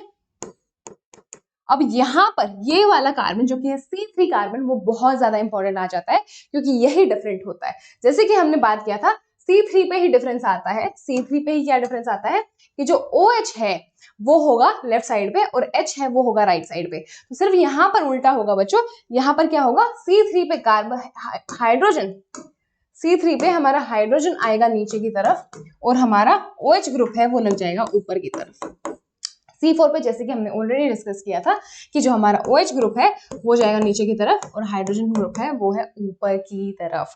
तो ये हो गया हमारा ग्लूकोज का क्या, रिंग वाला स्ट्रक्चर। तो आई होप ये चीज आपको अच्छे से क्लियर हो गई है कि रिंग कैसे बनी है। रिंग कैसे बनी है, कार्बन नंबर 5 यहाँ पर वैसे कौन सा होगा, हमेशा सेकेंड लास्ट कार्बन, क्योंकि यहाँ पर हम किसकी बात कर रहे हैं, हेक्सोस की बात कर रहे हैं, क्योंकि हम क्या बना रहे हैं, पायरन रिंग बना रहे हैं। बट हम लेट्स से अगर एक फ्यूरन रिंग बना रहे हो और उसमें 6 कार्बन नहीं 5 कार्बन हो, तो C4 उठकर कहाँ बनाएगा, ऊपर ओ के साथ अपना बॉन्ड बनाएगा। तो it is not C5, it is second last carbon. Second last carbon उठेगा, सेकेंड लास्ट कार्बन अपना OH हटाकर कहाँ पे बॉन्ड बना लेगा, फंक्शनल ग्रुप के साथ बॉन्ड बना लेगा। फंक्शनल ग्रुप सिंगल बॉन्ड का हो जाएगा, सिंगल बॉन्ड इधर, और जो OH निकला था वो क्योंकि कार्बन की एक वैलेंसी खाली हो गई है उसके साथ जाकर अटैच हो जाएगा और ऐसे कुछ हमारे स्ट्रक्चर्स बन जाएंगे बच्चों, ठीक है। आई होप ये वाली चीज आपको अच्छे से क्लियर हो गई। और ग्लूकोज के ये हमने क्या बना लिया, ग्लूकोज के स्ट्रक्चर्स बना लिए हैं। अगर हम इसको अच्छे से लेबल की कोशिश करें तो ये है जो हमारा इस साइड है, ये है हमारा ग्लूकोज का ओपन चेन वाला स्ट्रक्चर, और ये है हमारा ग्लूकोज का रिंग स्ट्रक्चर, ये है हमारा ग्लूकोज का रिंग स्ट्रक्चर, ठीक है। अब ये वाला स्ट्रक्चर जो है वो बहुत अच्छे से याद रखना है, और कुछ चीजें इसमें एब्सोल्युटली इंपॉर्टेंट है वो याद रखनी है कि एक तो इधर जो डिफरेंशिएटिंग फैक्टर था ग्लूकोज होने का, कि जो थर्ड कार्बन है उसमें हाइड्रोजन यहाँ पर नीचे है, दैट इज हाइड्रोजन हमारे ओपन चेन में राइट साइड है, यहाँ पे राइट साइड पे हाइड्रोजन और यहाँ पर नीचे की तरफ हाइड्रोजन। ये है हमारा एब्सोल्यूट डिफरेंशिएटिंग फैक्टर, किसका, हमारे ग्लूकोज का। उसके अलावा वाली सारी चीजें काफी ज्यादा जनरल हो जाती हैं, जितने भी हमारे हेक्सोस शुगर हैं उनके लिए। ग्लूकोज को ग्लूकोज बनाता है उसका कार्बन नंबर 3 पे हाइड्रोजन का नीचे होना और ऑक्सीजन का ऊपर होना और OH ग्रुप का ऊपर होना, एंड ओपन चेन में राइट साइड पे हाइड्रोजन का होना, ठीक है। तो आई होप ये चीज आपको अच्छे से क्लियर हो गई हो। अब हम मूव ऑन करते हैं नेक्स्ट पार्ट पे, जो कि है हमारा अल्फा और बीटा ग्लूकोज। अब अल्फा और बीटा ग्लूकोज कैसे फिगर आउट करने हैं मैम? अल्फा और बीटा ग्लूकोज फिगर आउट करना बहुत ज्यादा मुश्किल नहीं है। उसके लिए हमें किस पे ध्यान रखना होगा? फंक्शनल ग्रुप वाला कार्बन। अभी हमारा फंक्शनल ग्रुप वाला कार्बन कौन सा है? हमारा कार्बन नंबर 1, जो कहां पर, जिसके ऊपर हमारा functional group that is aldose group हमारे ग्लूकोज के केस में चिपका हुआ था। अब यहाँ पर हमारा क्या है? OH नीचे की साइड है। अब हमेशा OH नीचे की साइड होता है क्या मैम? हमेशा OH नीचे की साइड नहीं होता। इस केस में अगर OH हमारा नीचे की साइड प्रेजेंट है तो हम इसको क्या बोल देंगे? अल्फा ग्लूकोज बोल देंगे। लेट्स से अदर सिनेरियो में क्या होता? OH ऊपर की तरफ प्रेजेंट होता। दूसरा सिनेरियो में क्या होता? हमारा OH ऊपर की तरफ प्रेजेंट होता। अगर हम ऐसे स्ट्रक्चर ले रहे हैं बच्चों, हमारा ये है एक और ग्लूकोज का स्ट्रक्चर। यहां पर हमारा क्या है? OH ऊपर की तरफ प्रेजेंट है, तो ये क्या होता है? ये होता है एक बीटा ग्लूकोज। तो यही डिफरेंशिएटिंग फैक्टर है किसके बीच में? अल्फा एंड बीटा ग्लूकोज में, कि उनका जो फंक्शनल ग्रुप वाला कार्बन है यहाँ पर हमारा कौन सा है? वो C1। C1 में OH का पोजीशन कहां पर है? ऊपर या नीचे? अगर ऊपर है तो बीटा हो गया, और नीचे है तो बच्चे वो अल्फा हो गया। तो एक एक करके पढ़ते हैं कि OH on the lower side अगर हुआ तो वो अल्फा फॉर्म कहलाएगा, और फंक्शनल ग्रुप वाले कार्बन पर अगर OH अपर साइड पे है तो बीटा फॉर्म कहलाएगा। तो अल्फा फॉर्म जो पिछले पेज पे हमने बनाई थी, बीटा फॉर्म ये वाली हो गई, ठीक है। Moving on to the next part. अब हम किस पे आ गए? हम अब राइबोज का स्ट्रक्चर बनाएंगे बच्चों। अब राइबोज क्या होते हैं? जितने भी हमारे न्यूक्लिक एसिड्स होते हैं वो किससे बनते हैं? वो इन राइबोज शुगर्स का हमारे बेसिस एंड किसके साथ? फॉस्फेट ग्रुप के साथ ग्रुप जो बॉन्ड्स हैं वो बनाने के बाद बनते हैं। तो ये बहुत ज्यादा बेसिक शुगर्स किसके हो गए? न्यूक्लिक एसिड्स के हो गए, ठीक है। तो न्यूक्लिक एसिड दैट इज हमारे RNA और DNA की basic functional unit, basic structural unit ये हो गई है, ठीक है। तो एक एक करके अगर हम देखने की कोशिश करें तो जैसे कि 3 इंपॉर्टेंट पॉइंट थे वो हमारे राइबोज के लिए भी हमने लिखे हुए हैं। सबसे पहले ये एक पेंटोज होगा, तो बहुत ज्यादा इंपॉर्टेंट चीज हो गई। 5 कार्बन होंगे इसमें, 5 कार्बन का स्ट्रक्चर बना देंगे। पॉलीहाइड्रोक्सी एल्डिहाइड है ये भी, तो ये भी क्या हो गया? ये भी एक एल्डोज हो गया बच्चों। इसमें भी क्या होगा? CHO हमारा फंक्शनल ग्रुप प्रेजेंट होगा। उसके अलावा सारे OH यहाँ पर क्या होंगे? राइट साइड में प्रेजेंट होंगे। तो कोई दिक्कत की बात ही नहीं है, सब कुछ एक जैसा ही होने वाला है इसमें। अगर हम स्ट्रक्चर बनाने की कोशिश करें तो पहली बात बच्चों, पहली बात क्या कि इसमें 5 कार्बन होंगे। तो हम शुरू हो जाते हैं यहाँ पर C1, एक सेकेंड, C1, C2, हाँ जी, C3, C4 and C5। 5 carbon हो गए इसमें। अब इसमें 5 कार्बन हो गए तो अब हमें सेकंड पॉइंट पे आना है, जो कि है कि इसका फंक्शनल ग्रुप क्या है?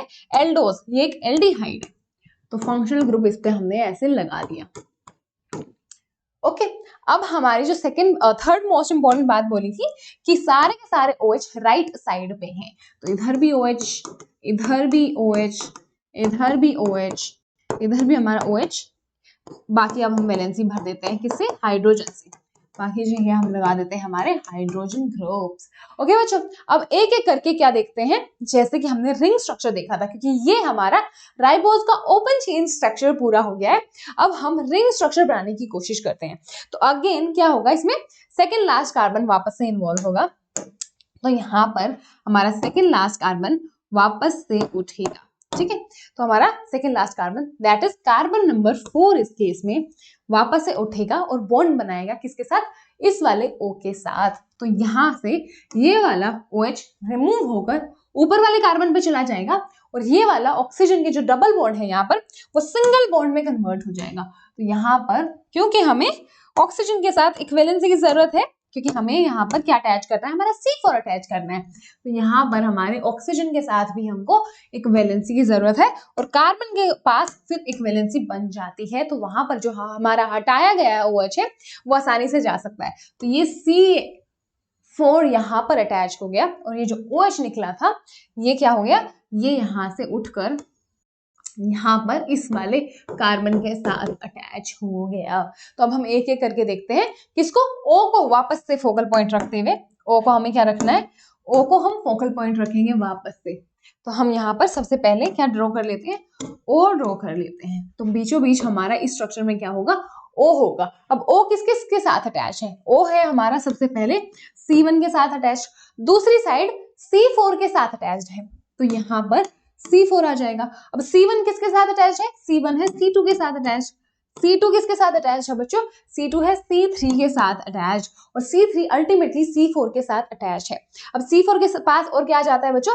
C4 के पास ये वाला पार्ट आ जाता है, पूरा का पूरा ये वाला पार्ट आ जाता है, जिसमें क्या है हमारे पास CH2OH। तो यहाँ पर हमारा 5th कार्बन वाला ग्रुप पूरा लग जाएगा। तो यहाँ पर क्या आ जाएगा? CH2OH ग्रुप आ जाएगा, और ये है हमारा 5th वाला कार्बन। तो ये हो गया हमारा बेसिक सा किसका? राइबोज का स्ट्रक्चर, जो है एक फ्यूरन रिंग। अब हम सारे के सारे अपने H and OH लगा देते हैं। तो जैसे कि हमने डिस्कस किया था बच्चे, जो भी राइट साइड वाले ग्रुप्स हैं वो कहाँ जाएंगे? वो नीचे की तरफ जाएंगे। तो यहाँ पे हम जैसे कि देख सकते हैं कि यहाँ पर राइट साइड पे बहुत सारे हमारे OH होंगे, तो जितने भी OH होंगे वो राइट साइड पे होंगे। तो आपके ईज के लिए हम क्या बना लेते हैं यहाँ पर? आपके ईज के लिए हम, एक सेकेंड बच्चों, इरेजर, आपकी ईज के लिए हम यहाँ पर H रख देते हैं। यहाँ पर हमने रख दिया H और यहाँ पर OH, ताकि कोहेसिव चीजें बन जाए। तो जितने भी OH हैं वो सब नीचे लगा देने हैं। तो जितना भी हमारे यहाँ पर हमारा, जैसे कि C1 के पास क्या है? C1 के पास है हमारा H ऊपर OH नीचे, यहाँ पर क्या है? H ऊपर OH नीचे, क्योंकि राइट साइड वाली चीजें नीचे जाएंगी और राइट साइड में हमेशा OH है। तो यहाँ पर राइट साइड में हमेशा क्या आ रहा है? राइट साइड नीचे हमेशा क्या आ रहा है? OH ग्रुप आ रहा है। ठीक है, ओके बच्चों, आई होप ये वाली चीज आपको अच्छे से क्लियर हो गई हो। ये हो गई हमारी ribose sugar, that is ribose एक फ्यूरन रिंग है, जो कि उसका chain, open chain structure, and furan that is a ring structure, दोनों के दोनों प्रिपेयर। तो इसको हम लेबल कर देते हैं, दैट इज टाइटल कर देते हैं, ये है हमारा राइबोज का रिंग स्ट्रक्चर, और ये है हमारा राइबोज का ओपन चेन स्ट्रक्चर। ये है राइबोज की ओपन चेन स्ट्रक्चर। ठीक है बच्चों, तो आई होप ये दोनों चीजें आपको अच्छे से क्या है? क्लियर हो गई हैं। Moving on to the next part. अब एक बहुत ही ज्यादा क्या है? बेसिक सी चीज है कि जो हमारा ये वाला स्ट्रक्चर बनाया पूरा, उसमें आपको ध्यान लगाना है कहां पर? इस वाले पार्ट पर, सिर्फ और सिर्फ इस वाले पार्ट पर, जो क्या है हमारा? C2 carbon. अब क्या है? राइबोज और डीऑक्सीराइबोज में क्या फर्क है? कि डीऑक्सी मतलब एक ऑक्सीजन हटा दिया गया है। वो ऑक्सीजन कहां से हटेगा बच्चों? वो कार्बन 2 से हटेगा। तो कार्बन 2 से, दैट इज ये वाला OH रिमूव कर दिया जाएगा। किसके केस में? डीऑक्सी शुगर के केस में, डीऑक्सीराइबोज के केस में यहाँ पर OH हटकर सिर्फ और सिर्फ H रह जाएगा। तो बाकी का पूरा स्ट्रक्चर सेम रहेगा, बाकी का पूरा स्ट्रक्चर सेम टू सेम रहने वाला है। डीऑक्सीराइबोज शुगर जो कि हमारे DNA में इन्वॉल्व होती है। राइबोज शुगर किस में इन्वॉल्व होती है बच्चे? ये RNA में इन्वॉल्व होती है। मेरा जो डीऑक्सी शुगर होती है, डीऑक्सीराइबोज शुगर, वो हमारे DNA में इन्वॉल्व होती है। उसमें क्या आएगा? उसमें हमारा यहाँ पर जो OH का O है वो रिमूव कर दिया जाएगा, और हमारे कार्बन 2 के पास ऊपर भी H और नीचे भी H बच जाएगा। ठीक है, अगर हम स्ट्रक्चर बनाने की कोशिश करें तो वापस से हमारे पास ऑब्वियसली एक फ्यूरन रिंग होगी। हाँ जी, एक फ्यूरन रिंग होगी। यहाँ पर कार्बन नंबर 2 पे ध्यान लगाना है कि इसमें ऊपर भी H, नीचे भी H। दूसरे कलर से चेंज करके इसको लिख देते हैं बच्चों। इसमें ऊपर भी H रहने वाला है, नीचे भी H रहने वाला है, क्योंकि जो नीचे OH ग्रुप था उसको क्या कर दिया गया है? उसका deoxy, that is oxygen remove कर दिया गया है। बाकी क्या हो जाएगा? बाकी सब कुछ सेम टू सेम हो जाएगा जैसे राइबोज में था। ओके बच्चों, आई होप ये वाली चीज आपको अच्छे से क्लियर हो गई। ये क्या है? डीऑक्सीराइबोज। यहाँ पर डीऑक्सीजनेशन कहाँ पर हो जाएगा? सेकंड कार्बन पर। ये चीज आपको अच्छे से याद रखनी है। और ये कहाँ पर यूटिलाइज होगा बच्चों? ये होता है DNA के स्ट्रक्चर में यूटिलाइज। और राइबोज शुगर कहाँ यूटिलाइज होता है? RNA के स्ट्रक्चर में। ठीक है, moving on to the next part. अब हमने बात कर ली किसकी? मोनोसेक्राइड्स की। हमने कौन से स्ट्रक्चर देखे? ग्लूकोज के स्ट्रक्चर देखे, राइबोज का स्ट्रक्चर देखा, और थोड़ा सा हमने डीऑक्सीराइबोज का स्ट्रक्चर भी देख लिया।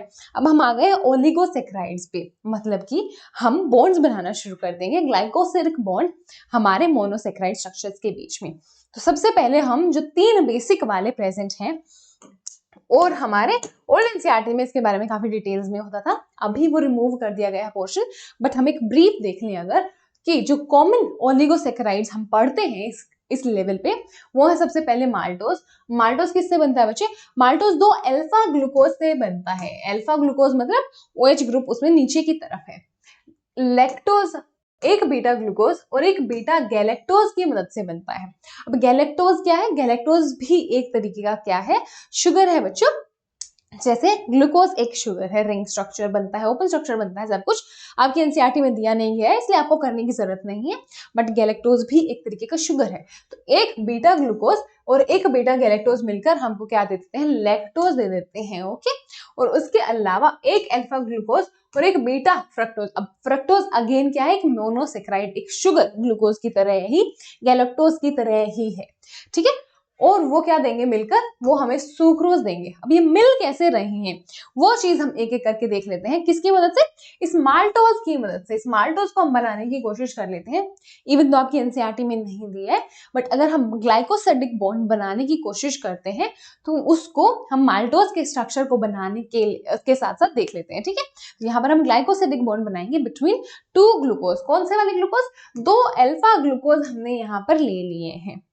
ओके, ठीक है बच्चों, तो अब हम स्टार्ट करते हैं हमारा ग्लाइकोसिडिक बॉन्ड बनाना। तो ये 2 हमारे अल्फा ग्लूकोज हमने यहाँ पर ले रखे, ये भी अल्फा ग्लूकोज है, ये भी अल्फा ग्लूकोज है।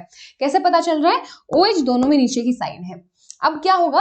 अब यहाँ से वाटर का रिमूवल होगा, तो यहाँ से हमारा वाटर का रिमूवल, दैट इज ये पार्ट पूरा का पूरा रिमूव हो जाएगा। तो ये क्या है? ये एज H2O निकल जाएगा। बाकी का पूरा स्ट्रक्चर सेम रहेगा। अगर हम पूरा स्ट्रक्चर बनाने की यहाँ पर, अच्छा पूरा स्ट्रक्चर तो नहीं बन पाएगा, हम जल्दी जल्दी से बेसिक सा रिंग बना लेते हैं ताकि आपको चीजें समझ में आ जाए, वरना अगर हम पूरा बार बार बनाएंगे तो बहुत ज्यादा टाइम लग जाएगा। तो यहाँ पर हमने क्या बनाया है? यहाँ पर हमने यही जो रिंग बनाई हुई है, बट यहाँ पर अब चेंज किया जाएगा कि वाटर निकल चुका है, तो यहाँ पर एज अ होल सिर्फ और सिर्फ ये ऑक्सीजन बचा है। तो यहाँ पर ऊपर दोनों साइड H रहने ही वाला है, बट ये जो बॉन्ड था ये वाला OH के साथ और ये वाला दूसरे वाले OH के साथ, जिसमें अभी सिर्फ O बचा है और ये खाली हो गया है पूरा, ये भी इधर की तरफ मुड़ जाएगा, ये भी इधर की तरफ मुड़ जाएगा, और इकलौता बीच में जो ऑक्सीजन बचा था बच्चों वो अटैच करवा देगा दोनों को। तो यहाँ पर एक इस साइड बॉन्ड बनेगा, बीच में O लगेगा, और इसको हम क्या बोलते हैं? इसको हम बोलते हैं ग्लाइकोसिडिक बॉन्ड। तो ये बीच में ग्लाइकोसिडिक बॉन्ड बना के इसने क्या दे दिया हमको? माल्टोज का स्ट्रक्चर दे दिया है। तो ये माल्टोज है, जो कि क्या हो गया? ये है एक डाइसैकेराइड। 2 मोनोसैकेराइड मिलकर बीच में एक ग्लाइकोसिडिक बॉन्ड बनाकर हमें क्या दे देंगे? एक डाइसैकेराइड दे देंगे। तो आई होप ये वाला पार्ट आपको अच्छे से क्लियर हो गया हो। ठीक है, तो ये हमने ग्लाइकोसिडिक लिंकेज देख ली है। ग्लाइकोसिडिक लिंकेज में कौन से मॉलिक्यूल का रिमूवल होता है? तो वो होता है वाटर का रिमूवल, और बीच में O ग्रुप बचकर यहाँ पर ग्लाइकोसिडिक जो हमारा बॉन्ड है वो बन जाता है। ठीक है बच्चों, तो अब हम यहाँ पर आ जाते हैं पॉलीसेकेराइड्स पे। तो ओलिगोसेकेराइड जैसे कि हमने बात किया था, 2 से 9 तक मोनोसेक्राइड्स अगर हम अटैच कर दें, चेन्स बनाने की कोशिश कर दें, ओलिगोसेक्राइड कहलाएगा। बट अगर नंबर बहुत ज्यादा जाने लग जाए ऊपर, दैट इज 10 से ज्यादा हो जाए, तो वो पॉलीसेक्राइड्स बन जाते हैं। किसके पॉलीसेक्राइड्स? ये होंगे पॉलीमर्स। अब कोई भी स्ट्रक्चरल यूनिट बार बार रिपीट होकर हमें एक स्ट्रक्चर दे रही है सिंगल, उसे हम पॉलीमर बोलते हैं। और 2 तरीके के पॉलीमर होते हैं हमारे पास, होमोपॉलीमर एंड हेट्रोपॉलीमर। जो बेसिक डिफरेंस होता है, होमोपॉलीमर में एक ही स्ट्रक्चर जो है बार बार रिपीट होगा, हेट्रोपॉलीमर में अलग अलग स्ट्रक्चर अटैच हो सकते हैं और बहुत लंबी चेन बना सकते हैं। ठीक है, तो अगर हम देखें एग्जाम्पल्स जो हमारे कार्बोहाइड्रेट में होमोपॉलीमर एंड हेट्रोपॉलीमर प्रेजेंट है, तो एक एक करके वो देख लेते हैं बच्चों। तो हमारा जो होमोपॉलीमर प्रेजेंट होता है पॉलीसेकेराइड में, होमोपॉलीसेकेराइड्स वो 2 तरीके के हो सकते हैं, स्टोरेज या फिर स्ट्रक्चरल। अब स्टोरेज एंड स्ट्रक्चरल में क्या डिफरेंस है? स्टोरेज मतलब ये स्टोर करवाने में मदद करेगा, जैसे कि फूड वगैरह स्टोर करवाने में मदद करता है। दैट इज केमिकली थोड़ा सा अनरिएक्टिव या फिर स्टेबल बोल सकते हैं इसको, केमिकली थोड़ा सा स्टेबल या फिर अनरिएक्टिव टाइप का होगा। और अगर बेसिक से हमारे एग्जांपल्स देखें तो ग्लाइकोजन, अब ग्लाइकोजन हम देखें तो ये क्या है? प्लांट्स में फूड स्टोरेज है, सॉरी एनिमल्स में फूड स्टोरेज। हमारा ग्लाइकोजन क्या हो गया? एनिमल्स में फूड स्टोरेज। और ये किसकी रिपीटिंग यूनिट से बनता है बच्चों? ये ग्लूकोज की रिपीटिंग यूनिट से बनता है।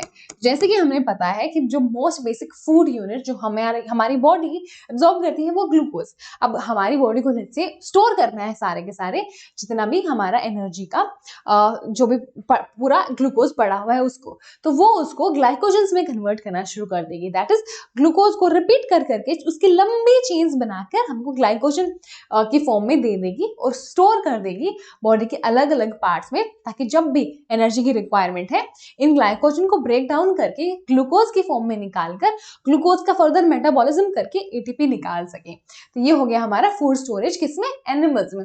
उसके अलावा जो स्टार्च एंड इन्यूलिन है वो होता है बच्चे इन्वॉल्व प्लांट्स में। तो प्लांट्स का फूड स्टोरेज कौन कराता है? Starch and inulin. तो ये हो गए हमारे होमोपॉलीसेक्राइड्स। हमारा जो स्टार्च है वो अगेन ग्लूकोज की रेपिटेशन से बनता है और जो इन्यूलिन है बच्चों वो फ्रक्टोज को रिपीट कर करके बनाया जाता है। ठीक है, तो ये सारे के सारे हो गए हमारे होमोपॉलीसेक्राइड्स। तो यहाँ ऑन द अदर हैंड अगर हम स्ट्रक्चरल होमोपॉलीसेक्राइड्स की बात करें तो यहाँ पर हमारे पास है सेलुलोज जो कि प्लांट सेल वॉल में इन्वॉल्व होता है। तो ये है हमारा प्लांट सेल वॉल हमको बनाकर देगा क्या? हमारा cellulose. On the other hand हमारे पास काइटिन है बच्चों जो कि एनिमल्स का एक्सोस्केलेटन देगा। एक्सोस्केलेटन कौन से जैसे कि हमें पता है कौन से एनिमल्स में प्रेजेंट होता है, काफी सारे आर्थ्रोपोड्स वगैरह में जो बाहर टफ सा कवरिंग प्रेजेंट होता है वो होता है ये काइटिन। उसके अलावा कहाँ प्रेजेंट होता है? जैसे कि हमें याद है फंजाई में भी काइटिन प्रेजेंट होता है। तो ये एक स्ट्रक्चरल होमोपॉलीमर है। ठीक है, उसके अलावा प्लांट में जैसे कि हमने देख लिया सेलुलोज होता ही है। अब अगर हम हेटेरोपॉलीसेक्राइड्स पे आ जाए स्ट्रक्चरल वाले पे तो पेप्टिडोग्लाइकन है। जैसे कि हमें पता है बैक्टीरियल सेल वॉल में इसका इन्वॉल्वमेंट होता है। तो बैक्टीरियल सेल वॉल में क्या होगा बच्चों? हमारा पेप्टिडोग्लाइकन भरे हो सकते हैं। उसके अलावा हाइलुरोनिक एसिड। तो सारे स्किन केयर वाले बच्चे एकदम से मुंह चमक उठा होगा, ये हमारा हाइलुरोनिक एसिड। यहाँ पर इसका क्या रोल है? ये कार्टिलेज में प्रेजेंट होता है। तो कार्टिलेज में जो फ्लेक्सिबिलिटी वगैरह प्रेजेंट होती है वो इसकी वजह से आती है क्योंकि इसका मैट्रिक्स, किसका? कार्टिलेज का मैट्रिक्स किससे बना होता है? हाइलुरोनिक एसिड उसके अंदर पड़ा होता है। ठीक है, तो ये हमने सारे के सारे पॉलीसेक्राइड्स डिस्कस कर लिए हैं। एक एक करके अगर हम एनसीईआरटी देखें किसके? हमारे पॉलीसेक्राइड्स की, तो एक एक करके देखते हैं। सबसे पहले बहुत ज्यादा इंपॉर्टेंट चीज कि ये एसिड इनसॉल्युबल पैलेट में था। तो ये क्या हो गया? एक मैक्रोमोलिक्यूल हो गया। ये एक मैक्रोमोलिक्यूल हो गया। उसके अलावा 800 डाल्टन से ज्यादा हो गया इसका मॉलिक्यूलर वेट। तो मॉलिक्यूलर वेट इसका 800 डाल्टन से ज्यादा है और ये रिटेंटेट में प्रेजेंट होगा। ठीक है, उसके अलावा अगर हम डिस्कस करें जो हमारे कार्बोहाइड्रेट्स है पॉलीसेक्राइड्स किसके हैं? लॉन्ग चेन्स हैं। किसकी? शुगर्स की। उसके अलावा अगर देखें तो वो लिटिल थ्रेड्स, जैसे कॉटन के थ्रेड्स होते हैं हमारे पास वैसे ही थ्रेड्स की तरह, धागों की तरह लंबे लंबे स्ट्रक्चर्स ये भी प्रेजेंट होते हैं। इसमें बहुत सारे मोनोसेक्राइड बिल्डिंग ब्लॉक्स की तरह होते हैं। जैसे कि हम हमारी जो पर्ल्स वगैरह वाली चेन्स देखते हैं, ऐसे ऐसे ऐसे ऐसे ऐसे ऐसे करके चेन्स बनते हैं पॉलीसेक्राइड की। और जो सिंगल यूनिट है जैसे कि सिंगल पर्ल प्रेजेंट होता है बच्चों, वैसे एक मोनोसेक्राइड प्रेजेंट होगा। किसको? पॉलीसेक्राइड्स को बनाने के लिए। अगर हम बात करें एग्जाम्पल जैसे कि हमने देखे सेलुलोज एक पॉलीमेरिक सब्सटेंस है जो एक ही तरीके के मोनोसेक्राइड के रिपीट होने से, दैट इज ग्लूकोज के रिपीट होने से बनता है। कि जैसे कि हमने पढ़ा था ये क्या कहलाएगा? ये कहलाएगा एक होमोपॉलीमर। तो ये होमोपॉलीमर हो गया। सेलुलोज क्या हो गया? होमोपॉलीमर। और अगर हम स्टार्च की बात करें जो कि प्लांट्स में स्टोरेज था, वो क्या है? वो स्टोर कर रहा है एनर्जी इन प्लांट टिश्यू, जो कि अनदर होमोपॉलीमर है। किसका? ग्लूकोज का है। अगर हम बात करें एनिमल्स में तो वहां पर ग्लाइकोजन होता है, क्या है? Another homopolymer of glucose only. Inulin क्या है? पॉलीमर ऑफ फ्रक्टोज है यहाँ पर। ये भी क्या है? ये भी प्लांट्स में स्टोरेज का काम ही कराता है। ओनली डिफरेंस इज कि ये फ्रक्टोज यूनिट्स को रिपीट कर करके बनाया गया है, ना कि ग्लूकोज। ठीक है बच्चों, उसके अलावा अगर हम आगे बढ़े कि अब हम एक और बहुत ही ज्यादा इंपॉर्टेंट पॉइंट देखते हैं reducing and non reducing sugars का। तो उसको समझने के लिए हमें क्या पढ़ना होगा? ग्लाइकोजन का स्ट्रक्चर समझना होगा। तो जैसे कि जैसे ग्लूकोज में हमने पॉलीमर्स बनाने की कोशिश की थी। तो हमने क्या बनाए थे? ग्लाइकोसिडिक बॉन्ड्स बनाए थे। तो हम जैसे यहाँ पर ग्लाइकोजन प्रेजेंट है, तो ग्लाइकोजन के अगर बेसिक समझे, ग्लाइकोजन क्या है? एक ब्रांच स्ट्रक्चर है। दैट इज अगर हम चेन्स देखें पॉलीसेकेराइड की, जैसे ये एक हमारा क्या है, ग्लाइकोजन का स्ट्रेट चेन है, इसके ऐसे ऐसे बीच में चेन्स निकले होंगे। ये एक सिंगल चेन जैसे कि यहाँ पर प्रेजेंट है, यहाँ पर हमारी सिंगल चेन प्रेजेंट है। अब इसमें बहुत सारी ब्रांचिंग हो रखी हैं, तो यहाँ पर ग्लाइकोजन हमारा जो एनिमल्स में स्टोरेज होता है, ग्लूकोज की जो मोनोसेकेराइड है उसका पॉलीमर प्रेजेंट होता है, वो क्या हो गया बच्चों, वो हो गया ब्रांच्ड पॉलीमर। तो अगर हम यहाँ पर ये दैट इज जो ब्रांच वाला पोर्शन है उसमें कैसे बॉन्डिंग होती है वो समझने की कोशिश करें, जो हमारे स्ट्रक्चर्स में भी यहाँ पर देने की कोशिश की गई है उसको हम बहुत बेसिक लेवल पे समझने की कोशिश करें, तो उसके लिए हमें ऐसे कुछ स्ट्रक्चर्स देखने होंगे। तो अगर हम ग्लाइकोजन के बेसिक्स देखें तो स्टोर्ड फूड है किसमें, ऑब्वियसली एनिमल्स में। हमारे एनिमल्स में ये क्या है, स्टोर्ड फूड है बच्चों, और ऑलमोस्ट कितने 30,000 हमारी अल्फा डी ग्लूकोज यूनिट्स जो है रिपीट हो होकर हमको ये दे देंगी, ठीक है।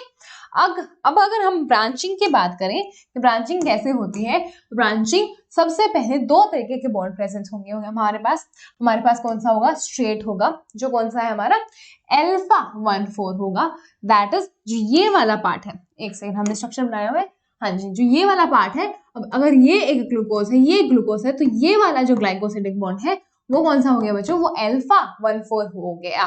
फिर अगर हम ब्रांचिंग की बात करें, ब्रांचेस के बीच में दैट इज ब्रांच स्ट्रक्चर में जो प्रेजेंट होता है, दैट इज अगर ये वाला ग्लूकोज और ये वाला ग्लूकोज के बीच में हम जो ग्लाइकोसिडिक बॉन्ड है उसकी बात करें, तो ये वाला बॉन्ड होगा अल्फा 1,6। अब ये आखिरकार प्रेजेंट होगा कैसे मैम, तो वो समझने के लिए हमें ये स्ट्रक्चर देखना होगा, ठीक है। तो एक एक करके स्ट्रक्चर को देखने की कोशिश करते हैं। तो यहाँ पर हमारे पास ऑलरेडी क्या प्रेजेंट है, जैसे कि हमने माल्टोज के केस में क्या बनाए थे, ग्लाइकोसिडिक बॉन्ड बनाए थे, तो यहाँ से वाटर निकल गया था, तो यहाँ पर हमें क्या मिल गया था, यहाँ पर मिल गया था अल्फा 1,4 लिंकेज। अब ये अल्फा 1,4 लिंकेज क्यों कहला रही है, सबसे पहले कि यहाँ पर हमारा जो हमने जैसे कि देखा था, अगर OH नीचे प्रेजेंट है वो अल्फा कहलाएगा। 1,4 क्यों कहला रहा है, क्योंकि यहाँ पर हमारा C1 इन्वॉल्व है, और वो किसके साथ अटैचमेंट बना रहा है ग्लाइकोसिडिक बॉन्ड की मदद से, यहाँ पर है C1, C2, C3, C4 के साथ। तो ये C1 का C4 के साथ अटैचमेंट हो रहा है, तो ये अल्फा 1,4 क्या बन जाएगी, ग्लाइकोसिडिक लिंकेज बन जाएगी।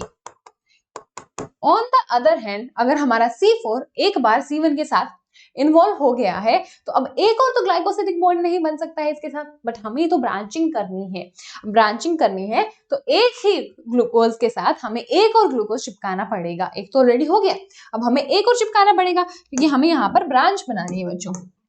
स्ट्रेट चेन में तो क्या हो गया, एक ग्लूकोज बीच में एक ही क्या प्रेजेंट है, एक ही बॉन्ड की जरूरत है। बट अगर मुझे ब्रांच बनानी है, लेट्स से यहाँ पर ब्रांच बनानी है, तो इस ग्लूकोज के दो बॉन्ड बनेंगे ना, bond number 1 and bond number 2।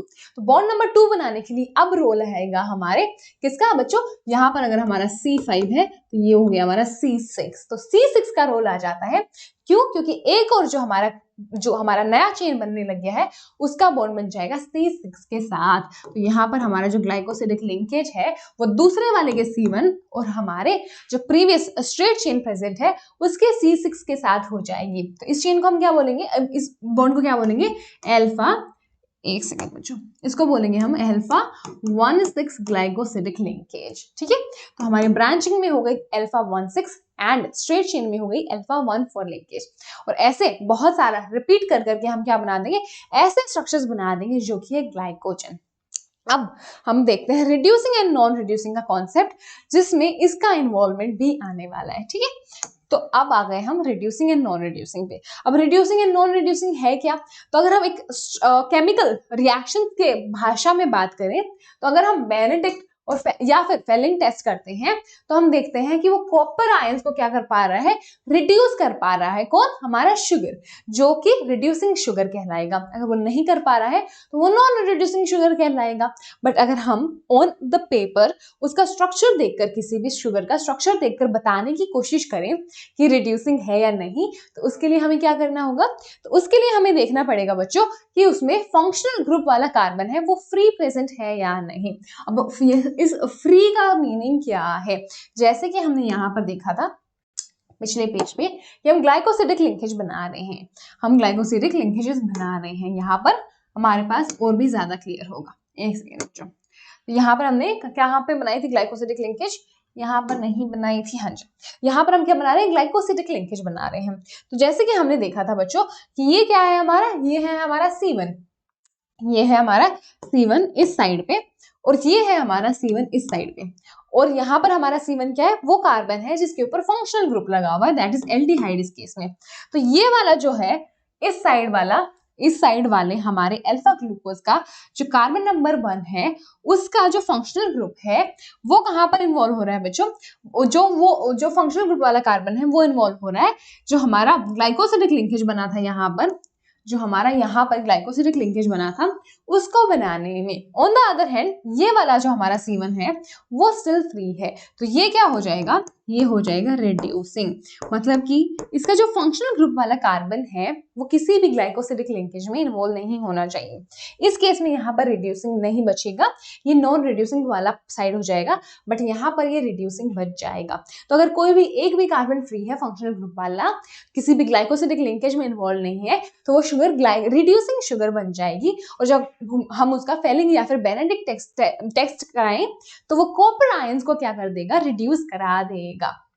ठीक है बच्चों, तो अगर हम ग्लाइकोजन हमारा जो स्ट्रक्चर हमने बनाया था उसके अंदर ऐसा देखने की कोशिश करें तो हम यहाँ पर क्या देख पा रहे हैं बच्चों, यहाँ पर हम देख पा रहे हैं कि जब हमने स्ट्रक्चर्स बनाए थे तो इस साइड वाला, दैट इज जो हमारा लेफ्ट साइड है, उस साइड वाले जो है वो वाले फंक्शनल ग्रुप वाले कार्बन, दैट इज ये वाला कार्बन, ये तो ग्लाइकोसिडिक लिंकेज बनाने में बिजी हो गया, ये यहाँ पर ग्लाइकोसिडिक जो लिंकेज बना था इसको बनाने में बिजी हो गया, तो ये तो फ्री नहीं है, तो ये तो नॉन रिड्यूसिंग एंड हो जाएगा। ऑन द अदर हैंड ये वाला कार्बन जो कि फंक्शनल ग्रुप वाला कार्बन है, कौन से, राइट साइड पे, इसका अभी बिकॉज ये टर्मिनल है, टर्मिनल मतलब अगर मैं इस कार्बन की बात करूं तो ये वाला कार्बन, ये वाला ये वाला कार्बोहाइड्रेट, ये वाला कार्बोहाइड्रेट है, तो अगर मैं इसकी बात करूं तो इसके आगे तो कोई बॉन्ड नहीं है ग्लाइकोसिडिक, तो ये वाला कार्बन कंप्लीटली फ्री होगा, किसी भी ग्लाइकोसिडिक बॉन्ड को बनाने में बिजी नहीं होगा, तो ये वाला टर्मिनल रिड्यूसिंग हो जाएगा।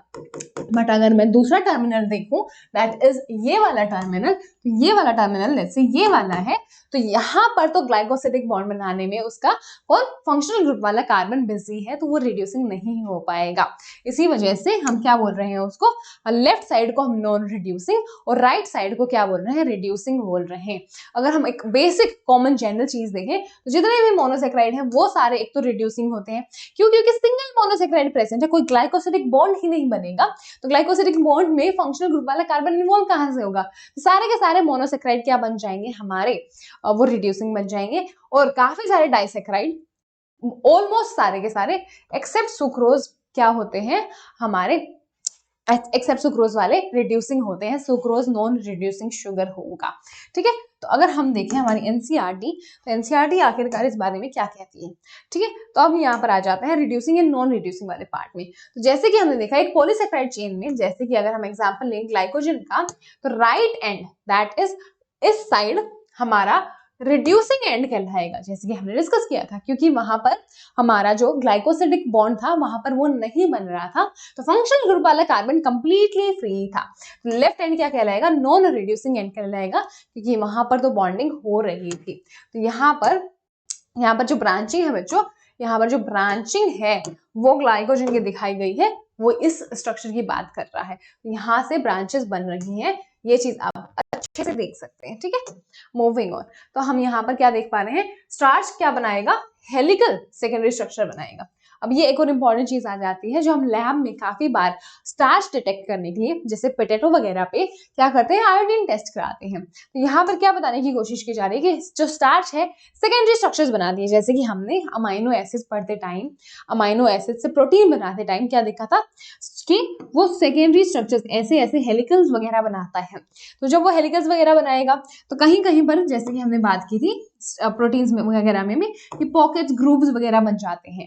तो यहाँ पर जो क्रिस्टल स्ट्रक्चर होगा किसका, स्टार्च का, उसमें क्या है, आयोडीन फिट हो जाएगा, स्टार्च आयोडीन के कॉम्प्लेक्सेस बन पाएंगे। यहाँ पर आयोडीन फिक्स हो सकता है, एक सेकेंड में, जो यहाँ पर अगर हम आयोडीन डालें स्टार्च के साथ तो फिट होकर फंस सकता है उसके क्रिस्टल स्ट्रक्चर में। तो अगर ये मेरा किसका है, स्टार्च का स्ट्रक्चर है, और मैंने उसमें आयोडीन ऐड किया, तो यहाँ पर आयोडीन घुसा और वो फंस गया, क्योंकि उसका सेकेंडरी हेलिकल स्ट्रक्चर है, वहां पर क्रिविसेस एंड ग्रूव्स वगैरह प्रेजेंट हैं, तो वो जब हम उसका आयोडीन टेस्ट कराएंगे तो ब्लू कलर दे देगा। क्यों? क्योंकि आयोडीन की प्रेजेंस है। इसी वजह से अगर हमें स्टार्च की प्रेजेंस डिटेक्ट करनी है तो हम आयोडीन टेस्ट कराते हैं। ऑन द अदर हैंड जो हमारा सेलुलोज है वो ऐसे कोई भी हेलिक्सेस नहीं बनाता है, इसलिए वो आयोडीन को अपने स्ट्रक्चर में होल्ड नहीं कर पाएगा, क्योंकि उसका स्ट्रक्चर ऐसा कुछ होगा। अब यहाँ पे आयोडीन डाला और वापस से वॉश किया तो निकल गया। अगर ऐसा कुछ दैट इज हेलिकल वगैरह प्रेजेंट होता तो उसके अंदर फंस सकता था। इसी वजह से जो हमारा सेलुलोज है वो आयोडीन के साथ कोई भी टेस्ट नहीं देगा। ठीक है बच्चों, ये हो गया हमारा स्टार्च टेस्ट के बारे में भी, और हमें पता भी लग गया कि स्टार्च टेस्ट में आखिरकार पॉजिटिव स्टार्च के साथ कैसे देता है। ठीक है, अब हम बात करते हैं कुछ फंक्शनैलिटीज की, कुछ फंक्शंस की, किसके? हमारे पॉलीसेकेराइड्स की। पॉलीसेकेराइड आखिरकार यूज कहाँ कहाँ होते हैं। जो हमारी प्लांट की सेल वॉल है, जैसे कि हमने डिस्कस किया, वो सेलुलोज से बनती है, जो कि एक पॉलीमर है, पॉलीसेकेराइड है ग्लूकोज का। उसके अलावा जो पेपर वगैरह है बच्चों, वो किससे बनता है? वो बच्चों बनता है पल्प से और कॉटन फाइबर से, जो कि सेलुलोजिक होंगे। तो जैसे कि हम डिस्कस करते हैं कि जो हम पेपर बनाते हैं, जो धागे वगैरह बनाते हैं, पल्प वगैरह बनता है, वो सब सेलुलोज से बनता है। ट्रीज काट कर उसका जो पल्प निकाला जाता है उसी से बनता है ना। हाँ जी, इसलिए बहुत सारे जो कॉम्प्लेक्स पॉलीसेकेराइड है नेचर में, उनके काफी सारे रोल्स होते हैं और वो बिल्डिंग ब्लॉक्स भी होते हैं। ठीक है, काफी सारे स्ट्रक्चर्स के उनके जो बिल्डिंग ब्लॉक्स भी होते हैं। अब जो अमाइनो शुगर्स हैं और केमिकली मॉडिफाइड शुगर, जैसे कि नैग नैम वगैरह, जैसे कि ग्लाइकोजामाइन एंड एसिटाइल गैलेक्टोजामाइन, जैसे कि नैग वगैरह, अगर हम बात करें कि इन सबको हम कहाँ पे पढ़ते हैं, तो इन सबको बच्चे हम हायर स्टडीज में, जब हम बैक्टीरियल के आर्का बैक्टीरिया वगैरह के स्ट्रक्चर्स देखते हैं, यू बैक्टीरिया के स्ट्रक्चर्स देखते हैं, तो उनमें नैग नैम का काफी ज्यादा रोल होता है। तो वो क्या होते हैं बच्चों? वो मॉडिफाइड, केमिकली मॉडिफाइड शुगर्स होंगे। दैट इज जो हमने राइबोज शुगर, ग्लूकोज शुगर वगैरह के स्ट्रक्चर देखे, उनमें हमने CHO देखे, बट उनमें कहीं पर हटाकर क्या ऐड कर दिए जाते हैं? अमाइन वगैरह ऐड कर दिए जाते हैं, तो वो हमें नैग नैम वगैरह दे देते हैं। तो ऐसे कुछ स्ट्रक्चर्स भी प्रेजेंट होते हैं, उनके भी काफी सारा फंक्शनैलिटीज होते हैं। अब जो एक्सोस्केलेटन है बच्चों, एक्सोस्केलेटन किसके? आर्थ्रोपोड्स के। वो उसमें क्या होता है बच्चों? उसमें काइटिन होता है और ये भी होमोपॉलीमर है। ठीक है, आई होप ये वाला पार्ट आपको अच्छे से क्लियर हो गया। यहाँ पर कुछ नहीं है, बस कुछ बेसिक फंक्शंस दिए हुए थे, किसके? हमारे कुछ होमोपॉलीमर्स दैट इज पॉलीसेकेराइड्स के। ठीक है, अब हम आ जाते हैं लिपिड्स पे बच्चों। तो हमने यहाँ पर पॉलीसेकेराइड वाला पार्ट अच्छे से पूरा कंप्लीट कर लिया है। कोई डाउट रहे आपको तो ऑब्वियसली आप कॉमेंट्स में उसको ड्रॉप कर सकते हैं। अब हम आ गए हैं बच्चों किस पे? लिपिड्स पे। तो बहुत छोटा सा पोर्शन है आपके एनसीईआरटी में, लिटरली इतना सा दिया हुआ है आई थिंक, तो इसको जल्दी से फिनिश करने की कोशिश करेंगे। सबसे पहले एसिड और इनसॉल्युबल में आया था, दैट इज हमारे रिटन टेट में रह गया था, बट इसका मॉलिक्यूलर वेट तो कितना है? इसका मॉलिक्यूलर वेट तो 800 डाल्टन से। अगर हम सिंगल इंडिविजुअल लिपिड की बात करें तो वो कम है, बट ये क्या बना देते हैं? एग्रीगेट्स बना देते हैं। जब ये एग्रीगेट्स बना देते हैं तो एग्रीगेट्स का टुगेदर मॉलिक्यूलर वेट 800 डाल्टन से ज्यादा होता है। इसी वजह से किसमें? रिटन टेट में रह गया था। अगर हम क्लासिफिकेशन की बात करें कि कितने टाइप के होते हैं ये, तो एक एक करके देखते हैं कि सिंपल लिपिड्स हो सकते हैं, जैसे कि हमारे फैट वगैरह, वैक्स वगैरह प्रेजेंट हैं। फैट वगैरह मतलब जैसे एनिमल फैट, बटर वगैरह हो गए। वैक्स मतलब कैंडल वैक्स वगैरह हो गए। डराइव्ड लिपिड हो सकते हैं, that is along with lipid हमारे जो स्ट्रक्चर्स हैं उसमें अलग स्ट्रक्चरल कंपोनेंट आ सकते हैं, जैसे कि कोलेस्ट्रॉल जो हमारे अंदर प्रेजेंट होता है।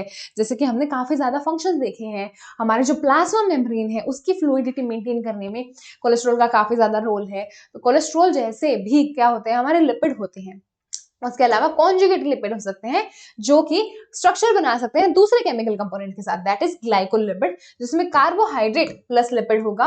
लाइपोप्रोटीन, जिसमें प्रोटीन प्लस हमारा लिपिड होगा। तो कॉन्जुगेट्स भी बन सकते हैं दो डिफरेंट केमिकल कंपोनेंट्स के। एक लिपिड हो सकता है, उसके साथ प्रोटीन हो सकता है, कार्बोहाइड्रेट हो सकता है, एक्सेट्रा एक्सेट्रा। ठीक है, अगर हम बेसिक स्ट्रक्चर की बात करें कि आखिरकार स्ट्रक्चर जो हमारा है लिपिड का वो कैसे बनता है, तो इसके दो मेन स्ट्रक्चरल कंपोनेंट होते हैं। सबसे पहले आता है हमारा ग्लिसरॉल। तो ग्लिसरॉल क्या हुआ? हमारा ये वाला स्ट्रक्चर, एक सेकेंड बच्चों,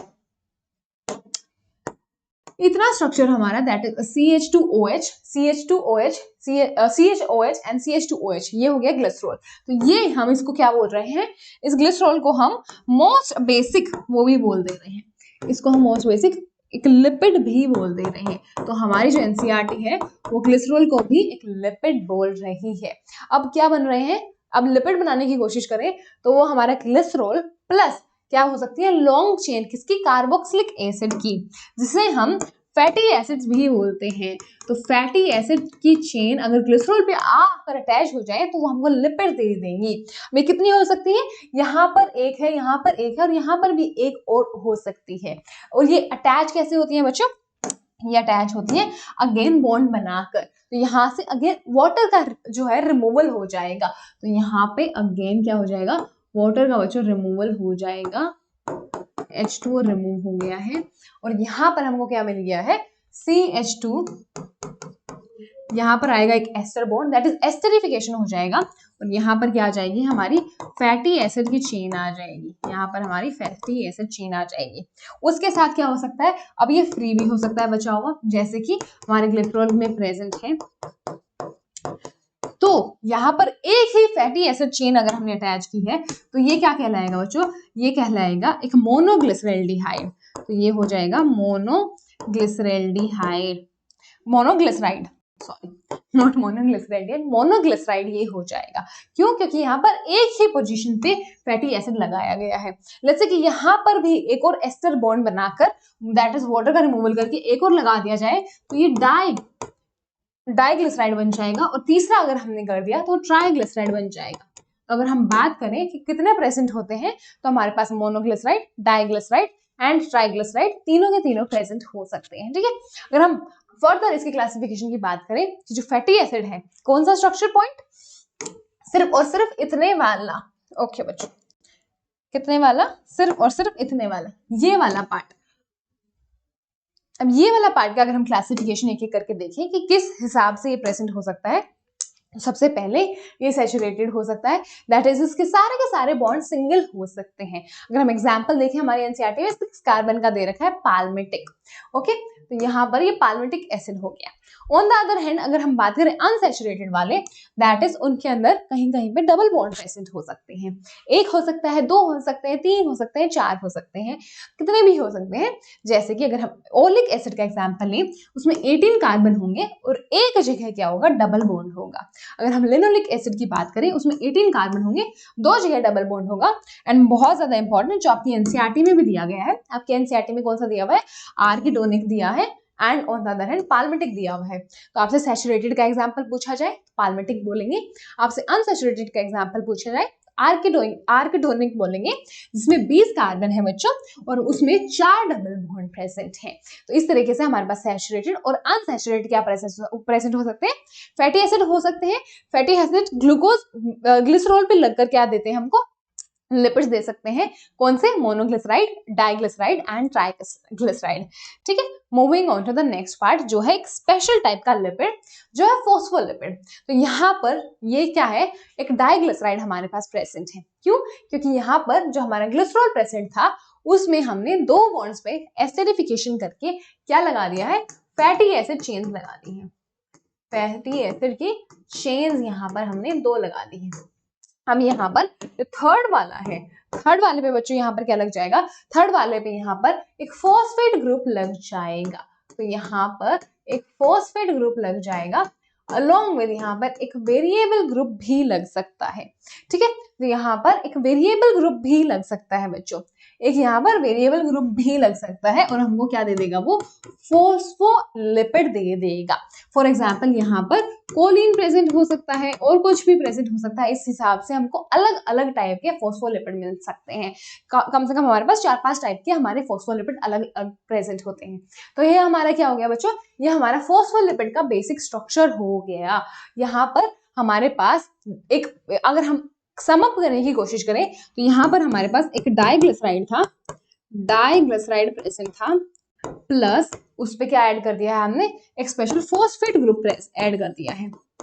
यहाँ पर हमने एक स्पेशल फॉस्फेट ग्रुप ऐड कर दिया है वेरिएबल के साथ। अब यहाँ पर अगर हम इसकी फंक्शनैलिटी देखें किसकी, फोस्फोलिपिड की, तो वो कहाँ पर है, वो हमारे सेल मेम्ब्रेन में है। तो आपको अच्छे से प्रेजेंट हो तो हमारा जो फ्लूइड वाला सेल मेम्ब्रेन का स्ट्रक्चर प्रेजेंट होता है ऐसे ऐसे कुछ, तो यहाँ पर जो ऐसे ऐसे वाले स्ट्रक्चर्स हैं बच्चों, ये फोस्फोलिपिड ही है, ये एक सिंगल फोस्फोलिपिड ही है।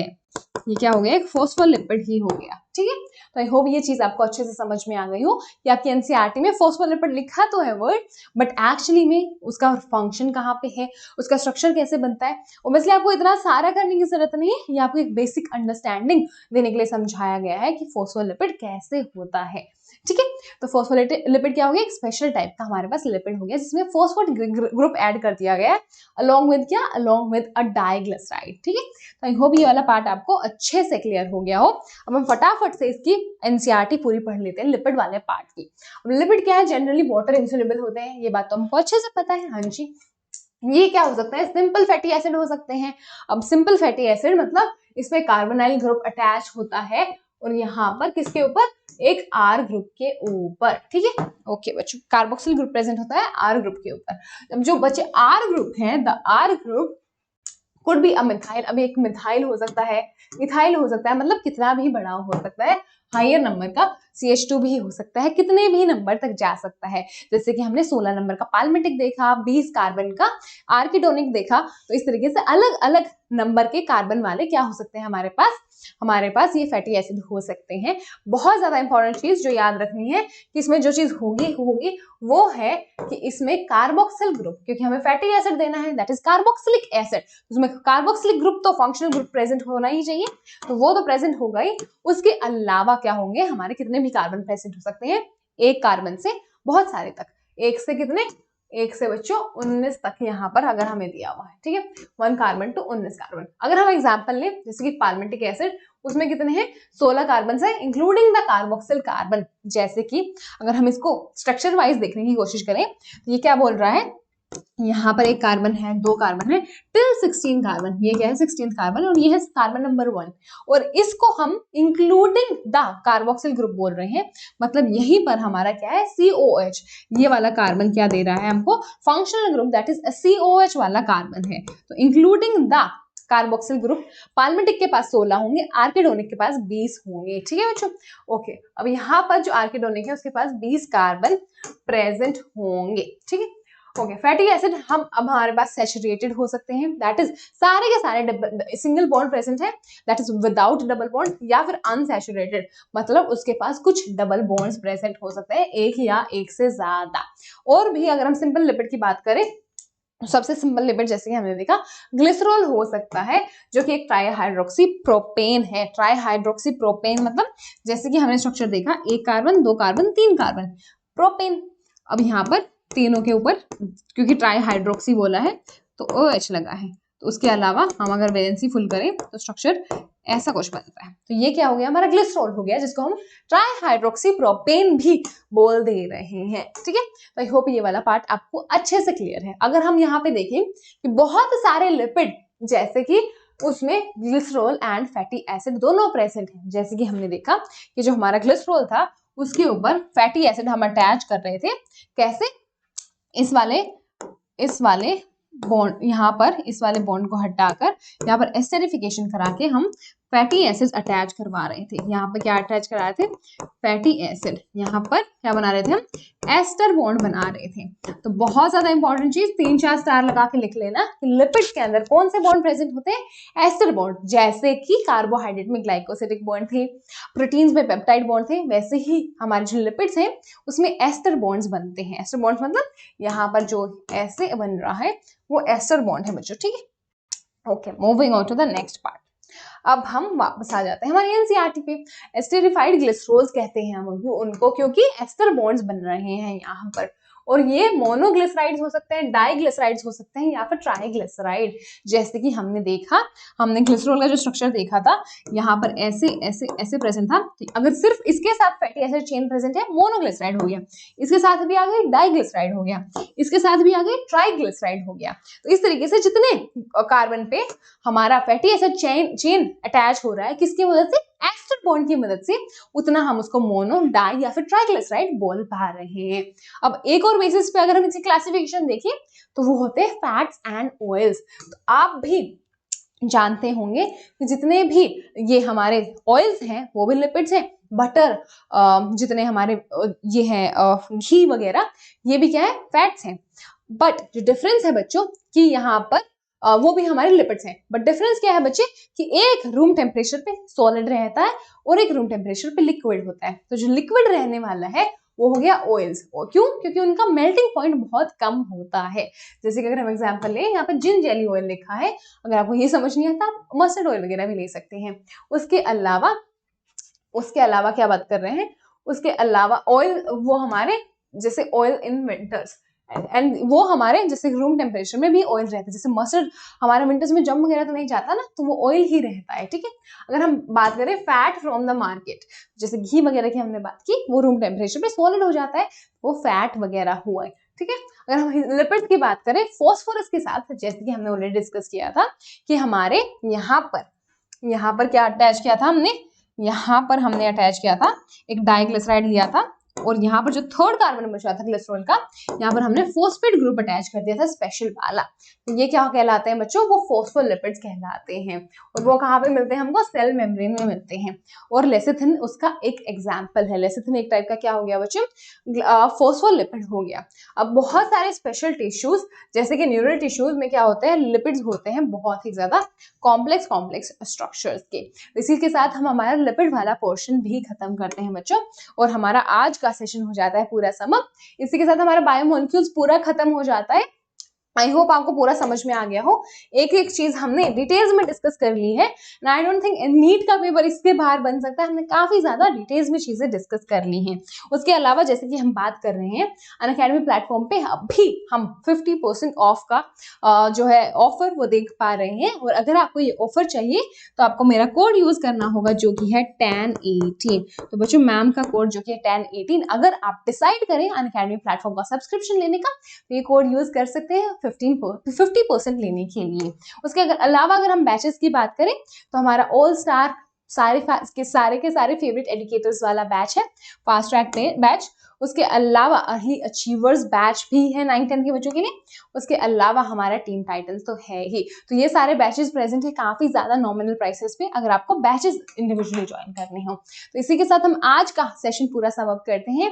एंड या मेक श्योर कि आप सेशन को लाइक कर दें, इस वाले सेशन को शेयर कर दें एंड सब्सक्राइब कर लें नीट मार्वल्स को। उसके अलावा जो डिस्क्रिप्शन में लिंक पड़ा है हमारे टेलीग्राम ग्रुप का, उसको आप ज्वाइन कर लें। And I will see you in the next session and till then bye bye, and make sure कि आप अगले सेशन को ज्वाइन करें। Yes, bye bye.